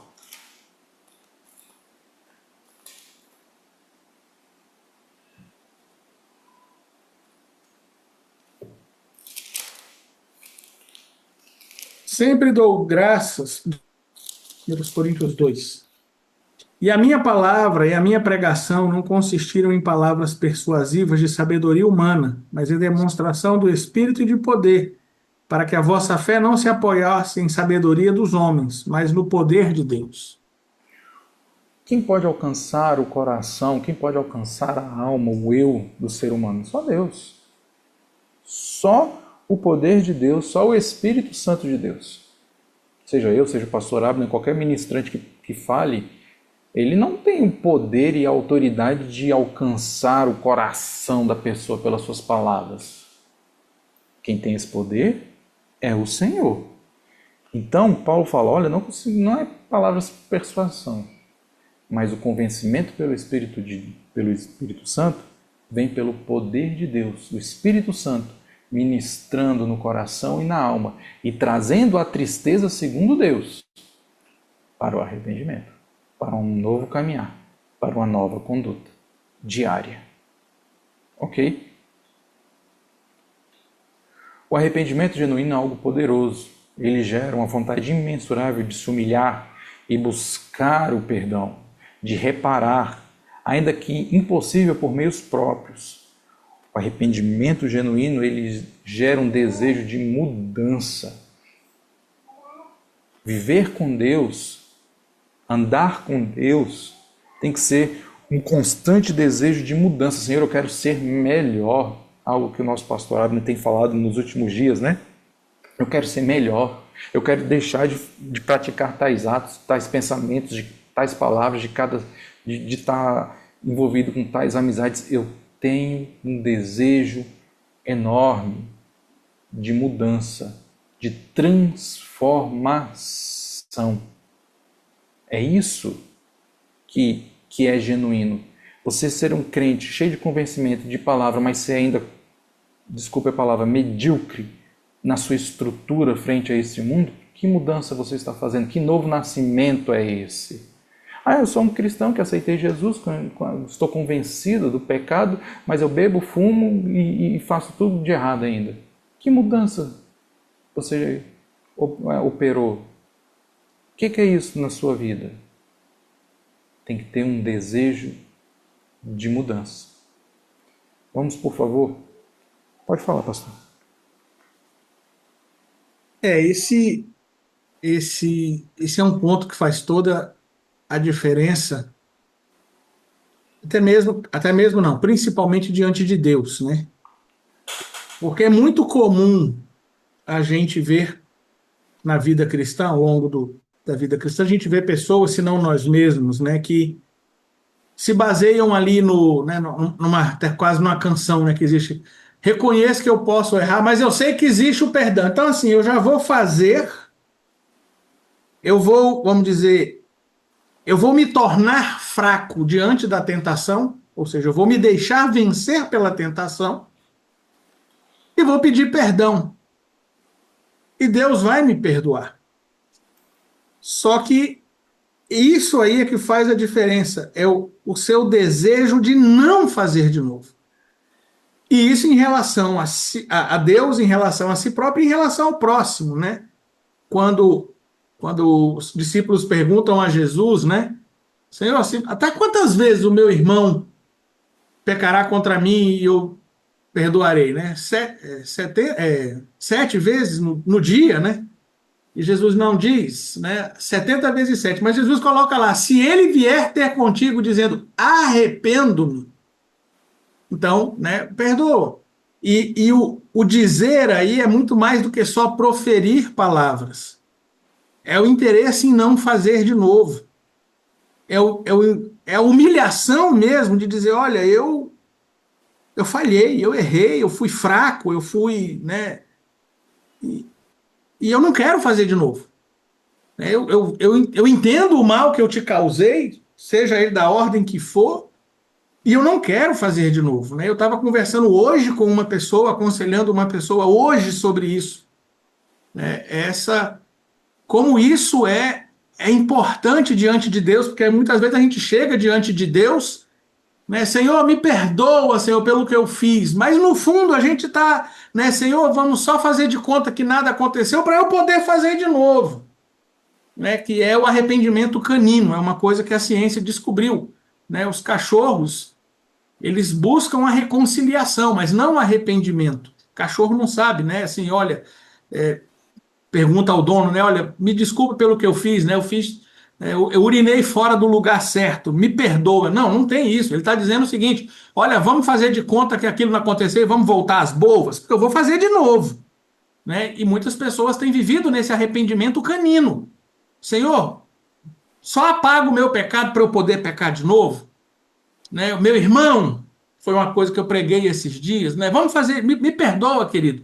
Eu, né? Vamos ficar bem, faz de conta que não aconteceu, para eu poder fazer de novo contra você, né? E isso não é arrependimento, né? E o Senhor conhece o coração, e são textos tão interligados, né? O Senhor conhece o nosso coração, o Senhor é que sonda, o Senhor é que esquadrinha, né? E se não tiver arrependimento lá no coração, vontade de mudar, né? Confessar e deixar, estamos pisando o sangue.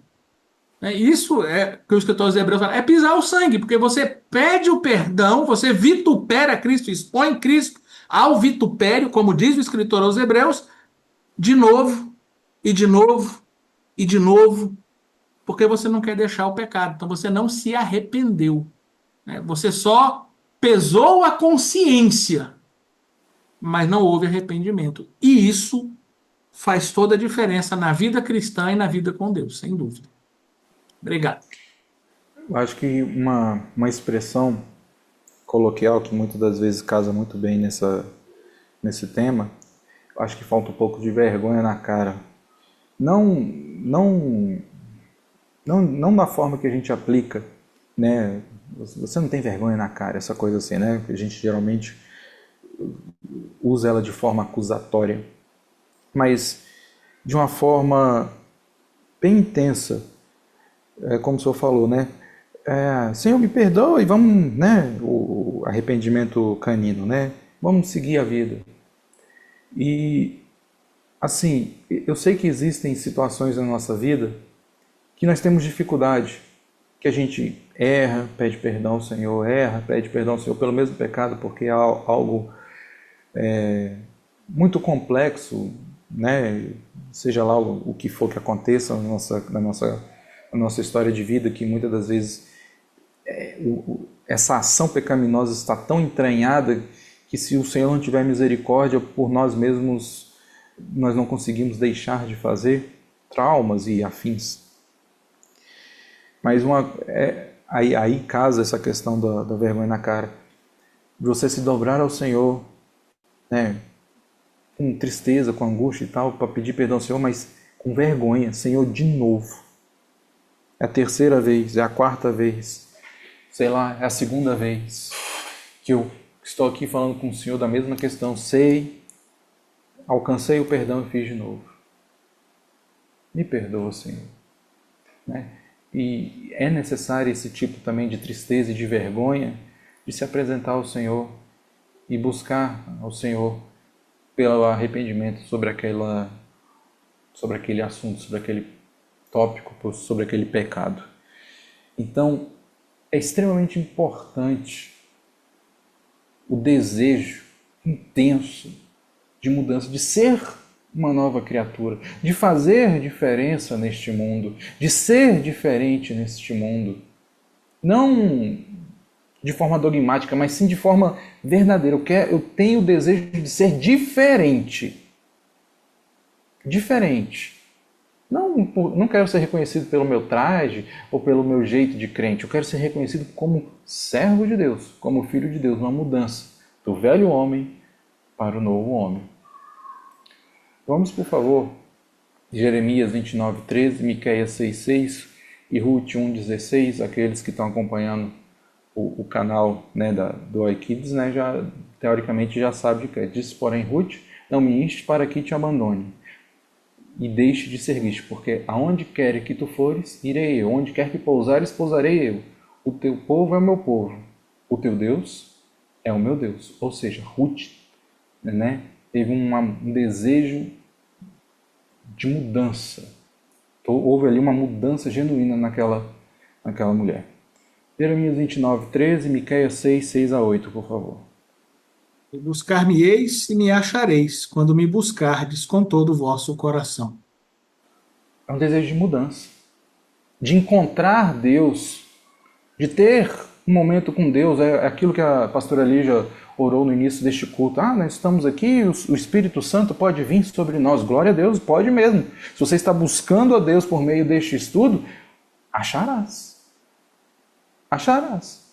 Se é só mais um estudo, então não encontrarás. Miqueias, né? 6:6-8, por favor. Com que me apresentarei ao Senhor e me inclinarei diante do Deus Altíssimo? Apresentar-me-ei diante dele com holocaustos, com bezerros de um ano? Agradar-se-á ao Senhor de milhares de carneiros ou de 10.000 ribeiros de azeite? Darei o meu primogênito pela minha transgressão, o fruto do meu ventre pelo pecado da minha alma? Ele te declarou, ó homem, o que é bom.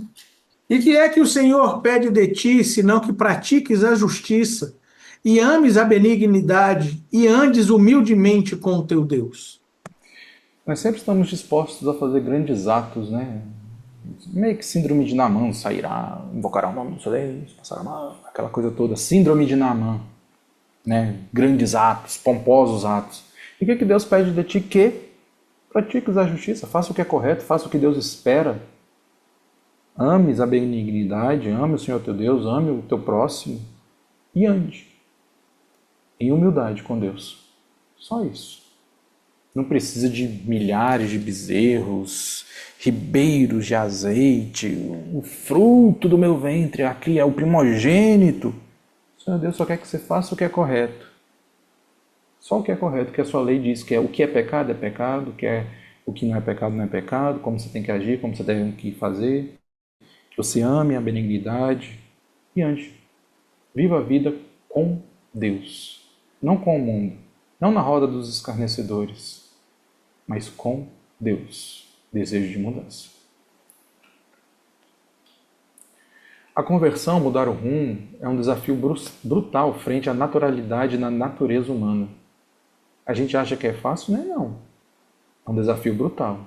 Isso se dá na compreensão do futuro. Um erro comum é pensar que somente em Deus temos a eternidade, mas o fato é que a eternidade é uma realidade espiritual sobre todos os homens.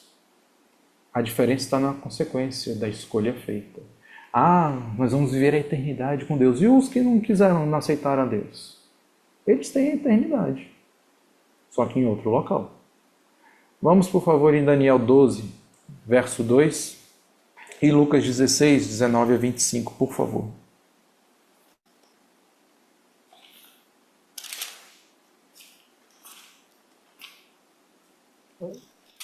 E muitos dos que dormem no pó da terra ressuscitarão, uns para a vida eterna e outros para a vergonha e desprezo eterno. Uns vão para a vida eterna e outros para o desprezo e vergonha eterna.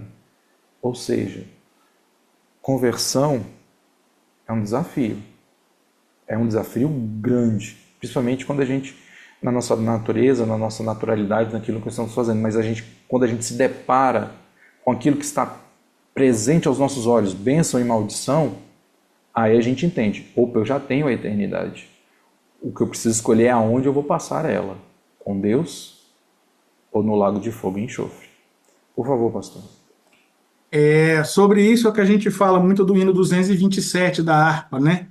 Que ele fala, e agora nunca mais perece o que crê, mas vida eterna tem. E o mais aí é com I, né? E algumas pessoas pensam que está errado, que deveria ser o que crê, mas vida eterna tem, né? E agora nunca mais perece o que crê, mais vida eterna tem. E na verdade é mais com I por causa disso. Vida eterna, todos nós teremos. Todos nós teremos vida eterna. A questão é vida eterna com Deus ou uma vida eterna de condenação. E quando o autor escreve mais vida eterna tem, ele está dizendo uma vida eterna de qualidade, uma vida eterna de felicidade. Então, esse realmente é um erro comum, né? Mesmo entre os cristãos, né? Está falando dos cristãos, inclusive, mas que, né, é cantado no hino 227. A realidade de uma vida eterna, todas nós temos. Todos nós vamos passar a eternidade em algum lugar. A questão é com Deus ou no juízo, na condenação. Obrigado. E ter o convencimento disso nos dá mais força diante desse desafio. De aquele que mentir, não minta mais. Aquele que roubava, não roube mais, trabalhe com as suas mãos. Ah, mas era tão mais fácil. Era mais fácil. Mas agora é mais difícil. Você ter que fazer o que é correto é mais difícil, porque você luta contra todo um sistema pecaminoso. Mas o convencimento do que a eternidade é e onde são os locais onde você pode passar, lhe ajuda a avançar na sua escolha. Lucas 16, 19 e 25, por favor. Ora, havia um homem rico e vestia-se de púrpura e de linho finíssimo e vivia todos os dias regalada e esplendidamente.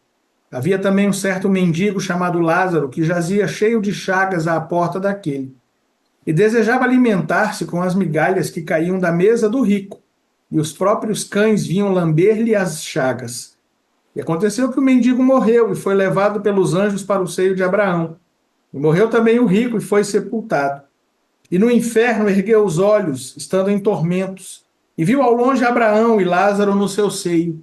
E clamando disse, Pai Abraão, tem misericórdia de mim, e manda a Lázaro que molhe na água a ponta do seu dedo e me refresque a língua, porque estou atormentado nesta chama.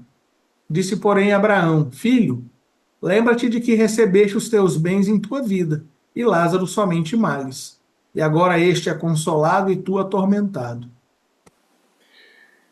É interessante que aqui nesse relato de Jesus, ele mostra novamente a realidade da eternidade a todos os homens, sejam os bons ou os maus, mas ao mesmo tempo apresenta uma situação. Ter uma vida regalada aqui neste mundo não significa que você vai ter uma vida regalada na eternidade. Muito pelo contrário, como foi tratado aqui. Um homem rico vestia-se de púrpura, linho finíssimo, vivia esplendorosamente, provavelmente cercado de boas companhias. Imagina, né, nos dias de hoje, um homem popular morreu, foi para o inferno.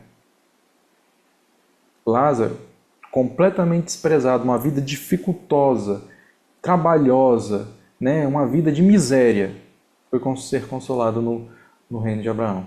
Então, é um desafio brutal lutar contra o sistema deste mundo, o sistema de pecado deste mundo.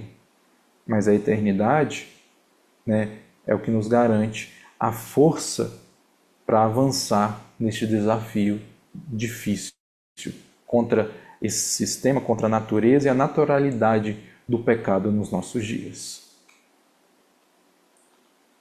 Uma nova vida. Após o convencimento geral, arrependimento genuíno, a consequência é a morte.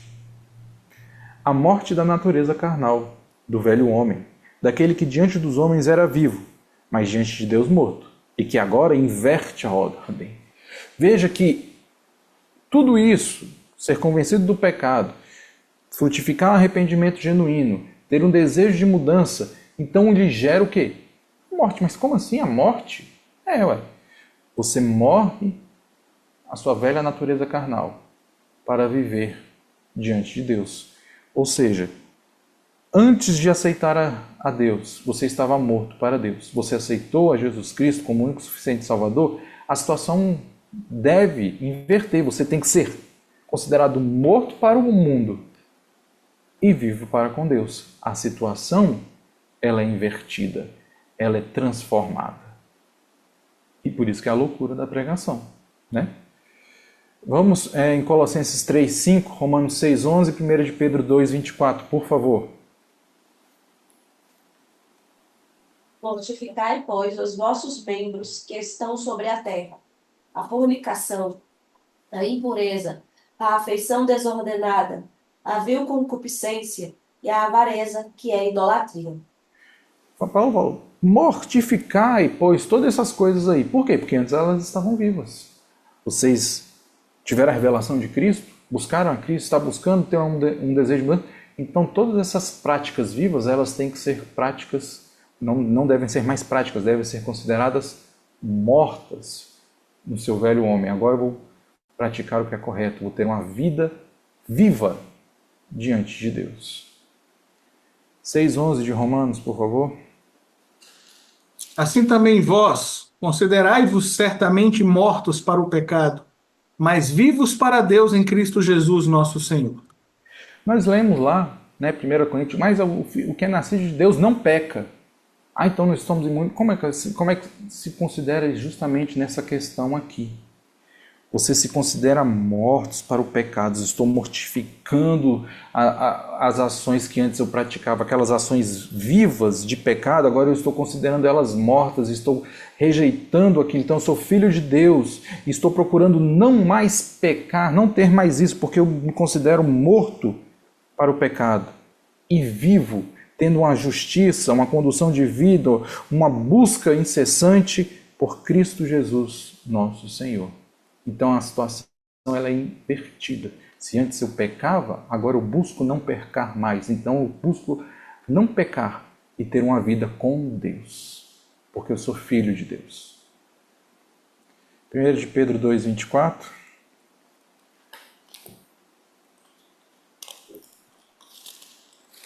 Levando ele mesmo em seu corpo os nossos pecados sobre o madeiro, para que, mortos para os pecados, pudéssemos viver para a justiça, e pelas suas feridas fostes sarados.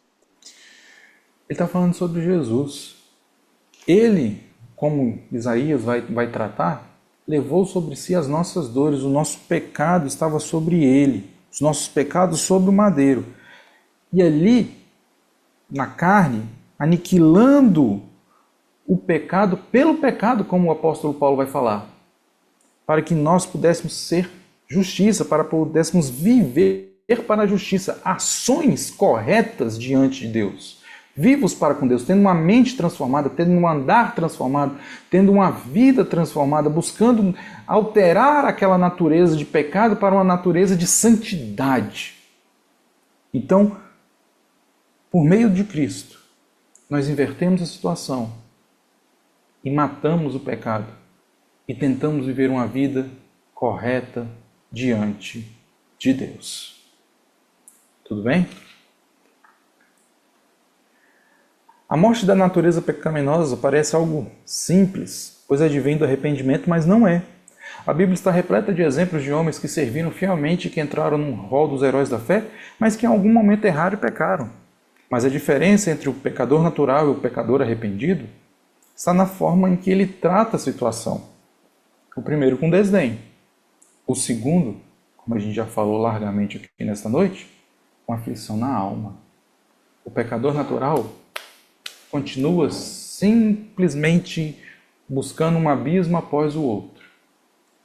Mas o pecador arrependido, aquele que tem uma nova vida em Cristo, ao cometer algum deslize, algum acidente, ele tem aflição na alma.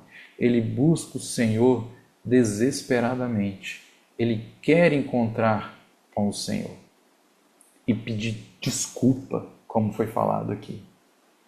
Quero ler 1 João 2:1 e Salmo 51, verso 4, depois 10 a 12, por favor. Meus filhinhos, estas coisas vos escrevo para que não pequeis. E se alguém pecar, temos um advogado para com o Pai, Jesus Cristo o justo. Ah, aquele terror, eu errei, eu pequei, aquele que foi pendurado no madeiro, eu vituperei, eu pisei novamente, o que eu faço? Meu Deus, me perdoa. Nós temos um advogado. Você está com aflição na alma? Busque pedir perdão e reparação àquele a quem você ofendeu. Primeiramente, a Cristo, o nosso Deus, o justo. Salmo 51, verso 4, depois 10 a 12, por favor. Contra ti somente pequei e fiz o que é mal à tua vista, para que sejas justificado quando falares e puro quando julgares. 10. Cria em mim, ó Deus, um coração puro e renova em mim um espírito reto. Não me lances fora da tua presença e não retires de mim o teu Espírito Santo. Torna a dar-me a alegria da tua salvação e sustém-me com um espírito voluntário. Veja a dimensão. Eu pequei, Senhor, eu pequei contra ti. Tem misericórdia de mim, Senhor. Cria em mim, transforma a minha vida. Não me lances, me dá a tua salvação. Isso é a aflição da alma. Isso é o discípulo como nova criatura, que pode até mesmo errar, mas aflige a alma buscando ao Senhor e pedindo perdão a Ele. Então, o que significa ser nova criatura? De forma clara, é viver um novo nascimento.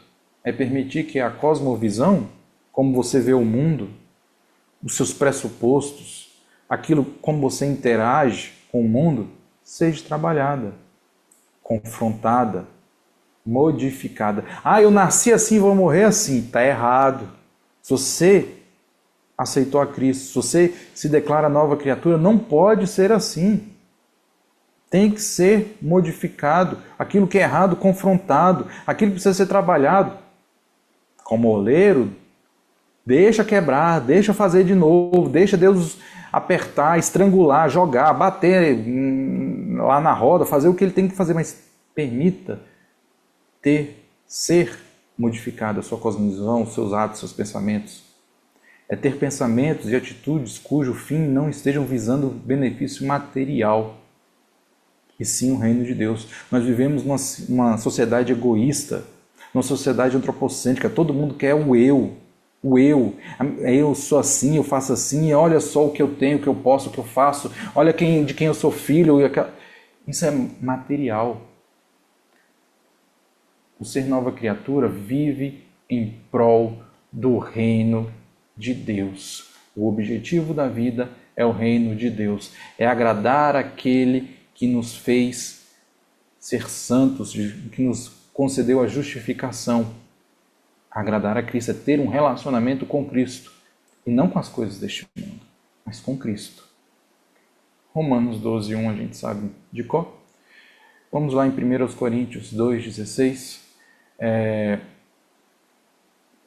2 Coríntios 9:9, João 12:25, por favor.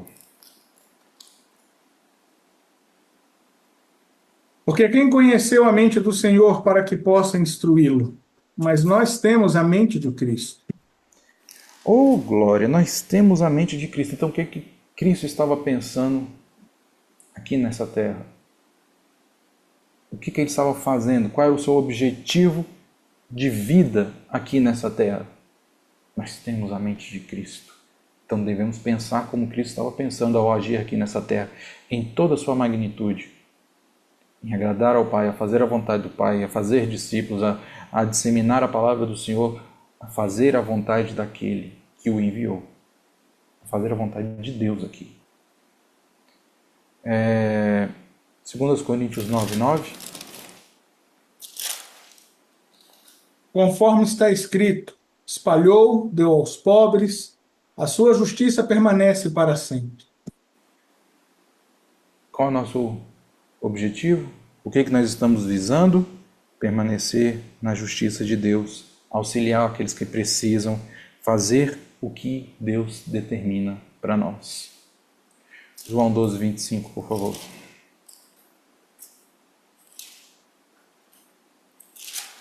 Quem ama a sua vida, perdê-la-á. E quem neste mundo odeia a sua vida, guardá-la-á para a vida eterna. Essa natureza, esse sistema caído, esse sistema terrível do mundo, deve ser desprezado por nós.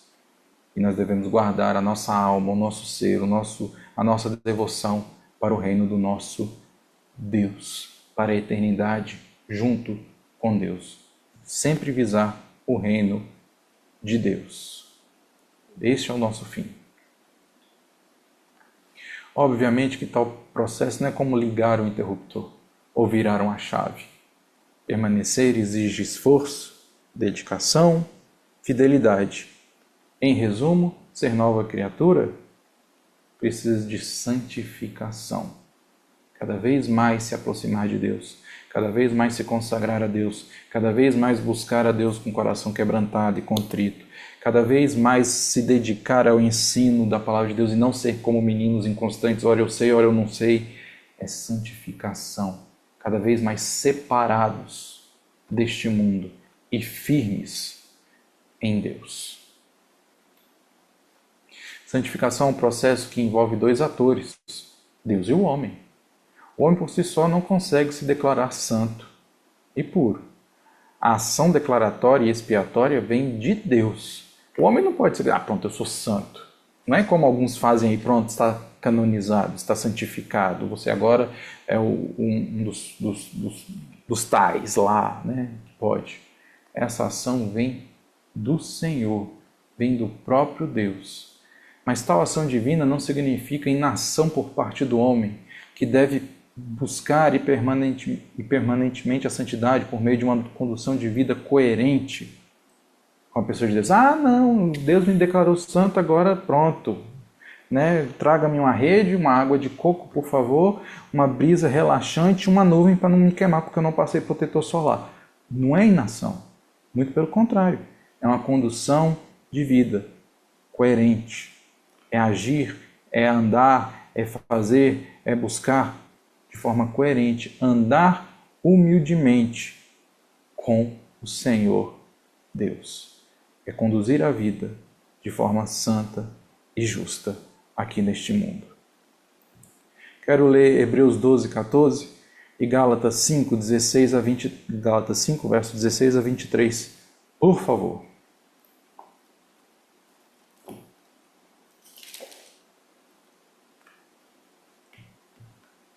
Segui a paz com todos e a santificação, sem a qual ninguém verá o Senhor. Seguir a paz com todos. Seguir a paz com todos. Buscar viver em paz e a santificação, sem a qual ninguém verá a Deus. É viver em paz, mas sempre pautados pela pessoa de Deus. Para me ter paz com aquele homem eu vou ter que fazer isso. Não precisa. Primeiro a santificação com Deus. Mas o que depender de Deus, da sua parte, tenha paz com todos. Gálatas 5, 16 a 23, por favor. Digo, porém, andai em espírito e não cumprireis a concupiscência da carne. Porque a carne cobiça contra o espírito e o espírito contra a carne, e estes opõem-se um ao outro, para que não façais as coisas que quereis. Mas se sois guiados pelo espírito, não estáis debaixo da lei. Porque as obras da carne são manifestas, as quais são adultério, fornicação, impureza, lascívia, idolatria, feitiçaria, inimizades, contendas, ciúmes, iras, pelejas, dissensões, heresias, invejas, homicídios, bebedices, glutonarias e coisas semelhantes a estas, acerca das quais de antemão vos declaro, como também já antes vos disse, que os que cometem tais coisas não herdarão o reino de Deus. Mas o fruto do Espírito é amor, gozo, paz, longanimidade, benignidade, bondade, fé, mansidão, temperança. Contra estas coisas não há lei. Contra essas coisas não há lei. A lei é para quê? Para os transgressores, aqueles que cometem aquelas coisas lá de cima. Uma novidade de vida, ser nova criatura é o quê? Andai em espírito, em santificação com Deus. Conclusão, meus irmãos. O homem, ao compreender que está em um estado de morte espiritual advinda do pecado, que possui uma natureza pecaminosa, que racionalmente iniciar o processo de convencimento e por meio da fé se arrepender e crer no Senhor Jesus, ele possuirá uma nova vida. Ele será uma nova criatura. Envolve tudo isso: convencimento, arrependimento, crer, buscar, santificar. Então, uma novidade de vida é verdadeiramente ser uma nova criatura. Vamos lá, só em Efésios, por favor. Não, Efésios está muito grande. Vamos em Atos 16, 31, por favor.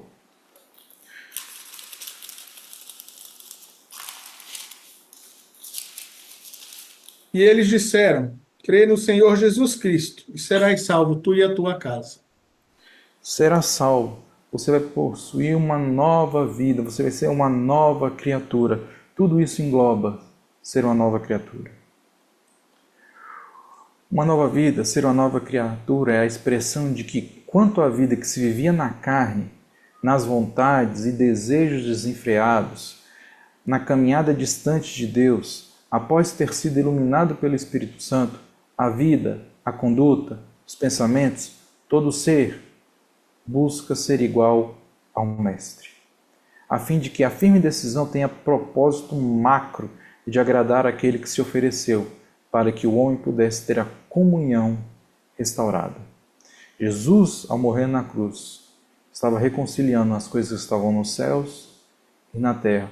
Ele se ofereceu para pagar os pecados e reconciliar as coisas que estavam nos céus e na terra.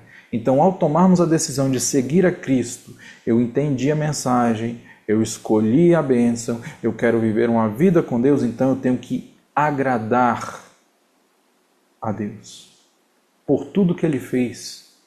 E isso somente através de uma nova condução de vida. Não adianta nada eu aceitar e continuar sendo a velha criatura. Eu tenho que ser uma nova criatura, transformada, regenerada, modificada pelo Espírito Santo. Vamos em Efésios 5, versos 1 e 2 e 1 de João 2, 6, por favor. Sede, pois, imitadores de Deus como filhos amados, e andai em amor, como também Cristo nos amou e se entregou a si mesmo por nós, em oferta e sacrifício a Deus, em cheiro suave. Sede, pois, imitadores de Deus, como filhos amados. Isso é uma reflexão para todos nós aqui. Nós estamos imitando a Deus hoje como nova criatura? Nós estamos tendo a mente de Cristo como nova criatura? Estamos andando em amor? Estamos nos entregando pela obra de Deus? Nossa vida tem sido um sacrifício vivo, santo e agradável a Deus como o nosso culto racional? Nós estamos sendo imitadores de Deus? 1 de João 2,6, por favor. Aquele que diz que está nele, também deve andar como ele andou. Devemos andar como Jesus andou neste mundo. E a gente tem um breve relato pelos evangelistas de como Jesus andou aqui. E nesse breve relato já é muito difícil para nós, mas somos exortados como novas criaturas, como discípulos, seguidores de Cristo, a andar como ele andou, anunciando arrependimento e, ao mesmo tempo, vivendo esse arrependimento como discípulo e nova criatura. Amém? Dúvidas, questionamentos, colocações, comentários?